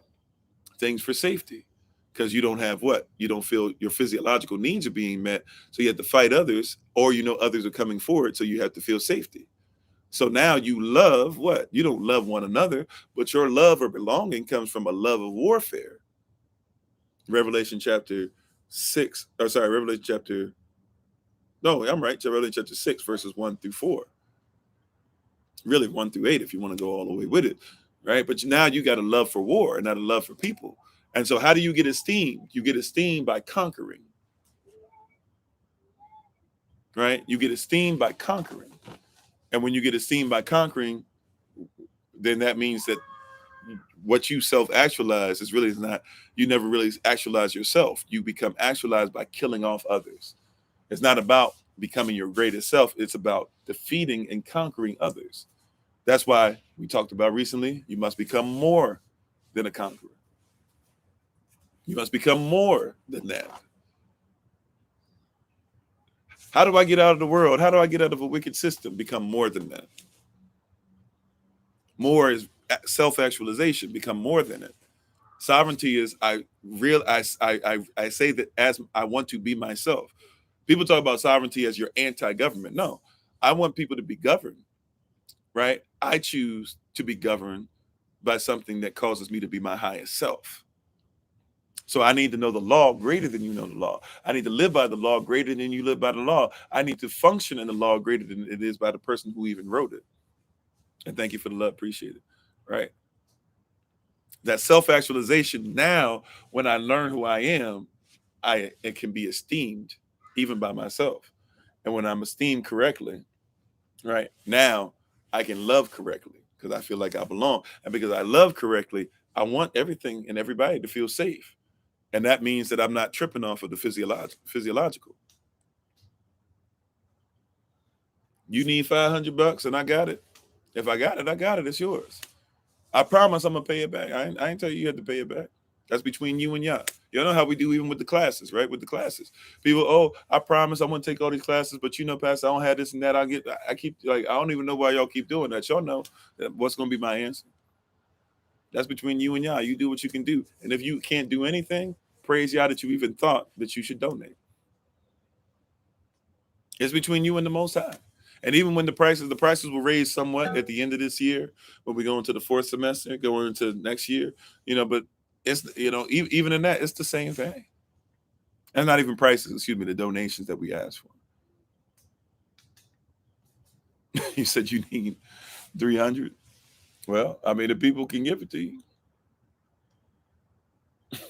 I ain't got it like that right now because we're getting ready to go on this trip. Oh, wow. Praise y'all. Thank you. Oh, we got to 100,000.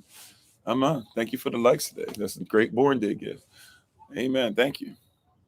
Amen. So prayerfully you gotten something from this. I'm not going to take up any more of our time that's necessary. We'll go ahead and get ready to take our leave. Thank you so much. We appreciate y'all. That's a nice little mark. I think that's the first time I've ever seen that. So thank y'all so much. And I appreciate you. Much love and respect to everybody. Those who have class tonight, more than likely, we're going to just do a recording.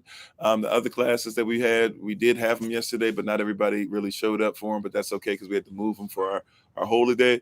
So just look on your Google Calendar invites. By the way, check the Google Calendar invites. I really don't know what's been going on. I guess because we have so much stuff going out and pushing out to y'all now, that a lot of the stuff that we've been sending people, even paperwork stuff and certificate stuff and all types of stuff, apparently like it's been going to people's spam or it's just blocked. So I guess check us out or check out your settings or see if we're in your spam or showing up to your spam. Maybe some of you are just blocking the stuff because you're tired of getting reminders from us all the time, and that's fine. Matter of fact, I guess on some of it I can go by. If you want to tell me, maybe you can email us and tell us specific things that you don't want to be a part of, and we'll just make sure your name gets taken off of it or whatever. So that, maybe that's the reason why you're sending the spam, who knows. But yeah, just check for the stuff. Some of our stuff, I think it's going straight to your spam. So we probably had a lot more people that should have been on some of the stuff we've been doing recently. And because and it doesn't give me the notifications right away. It'll be like right before the event. All of a sudden it's like block, like a whole long list of people. So hopefully you guys are still getting the information. Thank you all. We appreciate it. Thanks for the boring day love. Please, as always, check out my wife, the Honorable Amma, on TikTok, YouTube, her website, and Pinterest at Bloom and Flourish. Not A-N-D, the letter N, Bloom and Flourish. She is a healer, herbalist, chemist, and biologist by degree. And so please check her out and check out what she's doing, changinglivesinitiative.org as well. The first coat drive of this season, not the first time we've been giving anything out, but the first coat drive of the season is going to be October 22nd. So if you'd like to be able to help her out with any of that or send something, I believe we're going to be doing it in the DMV area. So I'll have to double check that. But if you're in that area, you want to come out and support or just want us to meet up with you and grab something so we can give it out, we'd love to be able to have you guys be a part of that. So, but we thank you all. We appreciate you. Shabbat Shalom again to those who came out and were part of the our gathering yesterday for Day of Atonement. I felt really great and oh, thank you for the love. Appreciate it. And so we thank you all. We appreciate you all. Take care of yourselves. We look forward next week, Friday. Everybody gonna check in about 3. Then a couple hours later, we're excited. Some of y'all who are coming on Thursday. By the way, those who are coming on Thursday, I'll try to put reminders out there and stuff as well with some of these emails that will be popping up and stuff soon. Those who are coming out, we have the ability to go out and fellowship. So anybody who's going to be there on Thursday, if you get there a day early, if you want to be able to fellowship, there's going to be an opportunity to do so. Also, those who are coming out early, even if you're coming the day of, if you want to help the Honorable Amma in putting anything up, putting it together, decorating, maybe even making sure that all the last bits and pieces are in the bags and everything before we take the bags over to the building, feel free to go ahead and do that. But we thank you guys. We honor you. We appreciate you. We're looking forward to seeing you. We should have everything taken care of as far as food for the 2 main meals, the one on Friday and the one on Saturday. Sunday, we're going to kind of meet together near in like the Troy area, and then we're going to allow everybody to kind of take off and get where they need to be to make it back to their homes and everything safely. We're safe traveling, mercy upon everybody, by the way, is our prayer for you. Thank you, everybody who came out to the Thursday Rising Prayer. Keep Minister Nice in prayer as different things are happening in her life and challenges, but we're excited that she has the ability to be able to push through. And we thank you all. So once again, thank you for the boring day love. Thank you. There's something that's supposed to be going on, but I don't really know what's going on. So you got to get in contact with the Honorable Amma. If you need her information, just reach out to us and let us know. Or if you need it, if you're on TikTok, you can just get in touch with us through Linktree stuff. If you're on YouTube, you can look at the description box, contact us, text us, email us, and I can make sure that I give you her information if you want to partake in whatever we're doing. I think it's around 5 or something, 5 to 8 or something like that, but I'm not even sure. I think I saw something pop up somewhere, probably something I wasn't supposed to see. But if you want to be part of it or whatever, just let us know. We'll get you the info. Other than that, thank you so much. I'm not going to say we won't have a live this evening, but I probably assume probably not. 40th born day. I guess I should probably take some time off or whatever a little bit. But just reach out to us. Let us know. Like I said, please text us, email us, whatever. If you have her information, you can reach her directly. And whatever's going on, thank you in advance. She got me some outfits and everything. So she got me a really nice outfit I'm excited about. Got a little nice black top, a white bottom. My baby taking care of me. But we appreciate y'all. Thank you so much. We honor you. If I don't see you this evening on Kofi_42, just know it's not because of anything other than I'm trying to relax a little bit. But I might come out and even just say hello to y'all. It might even be nothing deep tonight. It might just be like, hey, thank you so much. Appreciate y'all. Woo, whatever. But thank y'all. We honor you, and much love to y'all. Yeah, y'all laughing at me. That's exciting. I'm telling y'all, when your wife show you respect, you start. I'm doing my little shimmy, right? When your wife show you respect, I'm telling you, it's amazing. And my wife is the greatest wife to ever live. So thank you guys. We honor you. We appreciate you. Thank you for the born day. Love. Oh, thank you. I appreciate this, Sister Carrie, and everybody. I'm trying to see all the love, but thank y'all. We hit 100. Now we at 104,000. I really appreciate y'all. I do have a call though. I got to do at 10:30 for business for next week. For the pastor who's allowing us, Pastor Hamilton, who's allowing us to be able to do what we're doing in Detroit. So I do want to be obedient to that. So I'm going to make sure I get off of here and prepare for that real quick. Thank you so much. We honor you guys. I know, right? I feel like I'm blushing. But thank you. We honor you. I appreciate you. We respect you. And we look forward to talking to you very soon. If not this evening on Kofi_42, we'll definitely be back tomorrow, 8 a.m. Eastern New York time.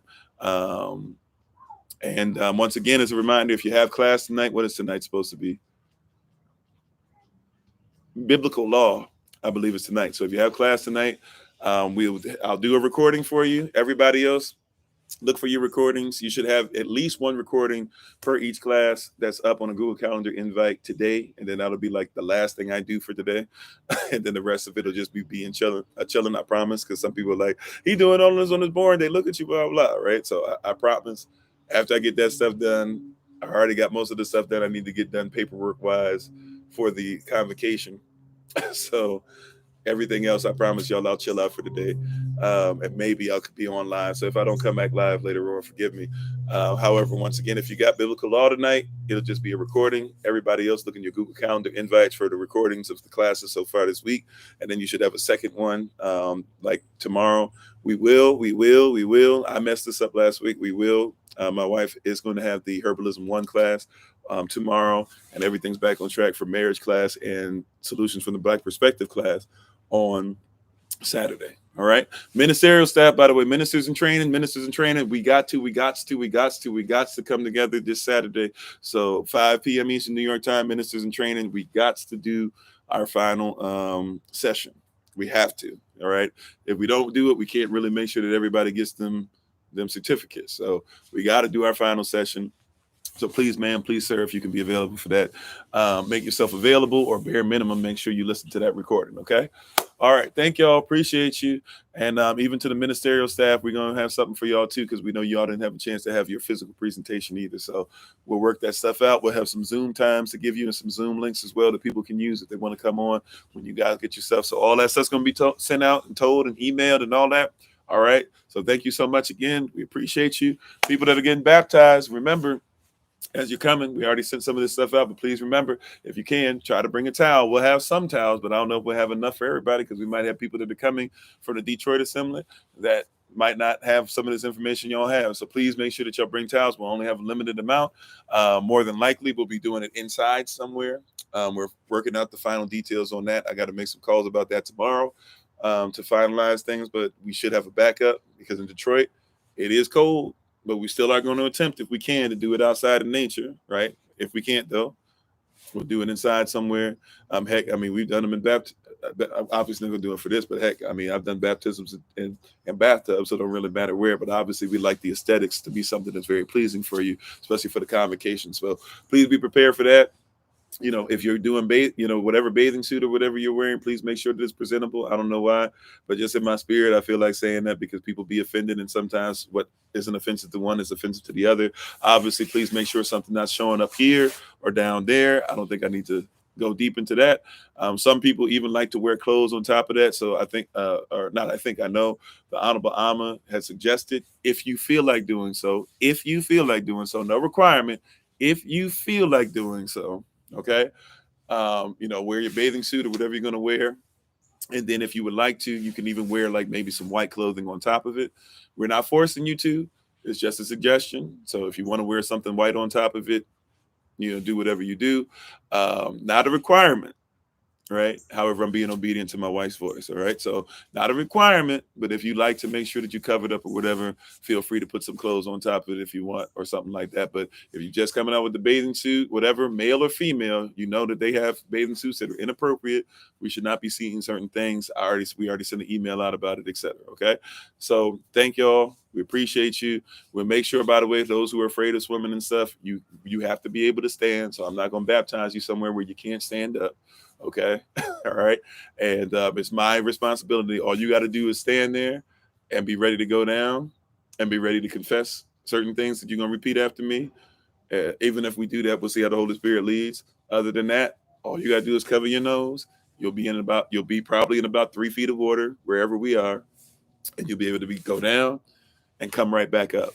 If we are outside, by the way, we're going to make sure, we're going to make sure that you're ready to go into a place where you got your towel, and we're going to try to see if we can find a place outside. I got some people looking for me, because I'm not familiar with the area, but we're looking to see if we can have a place where you can at least run inside somewhere, if it is just warm enough where we can do it outside, where you can go somewhere inside, take care of what you got to take care of. And for those that are handicapped, we'll be prepared if we got to carry you or do whatever we got to do, or even put you in seats. I don't know if all beaches have them, but some beaches have handicap wheelchairs where they can literally, paddle over or be wheeled over the sand. So we are thinking about those things, just letting you know. But yeah, all those things should be taken care of. We look forward to seeing you guys, all that great stuff. Take care of yourselves. Be safe in your travels and all that. And once again, thank you for the Born Day love. And those who I'm going to talk to later, we'll talk to you later. I appreciate y'all. And once again, check out my wife, the Honorable Amma, at Bloom and Flourish. And as always, family, this has been Pastor Kofi. Pastor Servant to Christ, where we are always changing lives one mind at a time by being a voice of the voiceless and speaking the unspoken, until I have the great privilege, opportunity, and responsibility of being in front of you all again.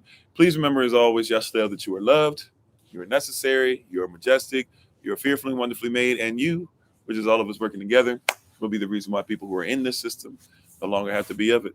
Shalom, family. Peace.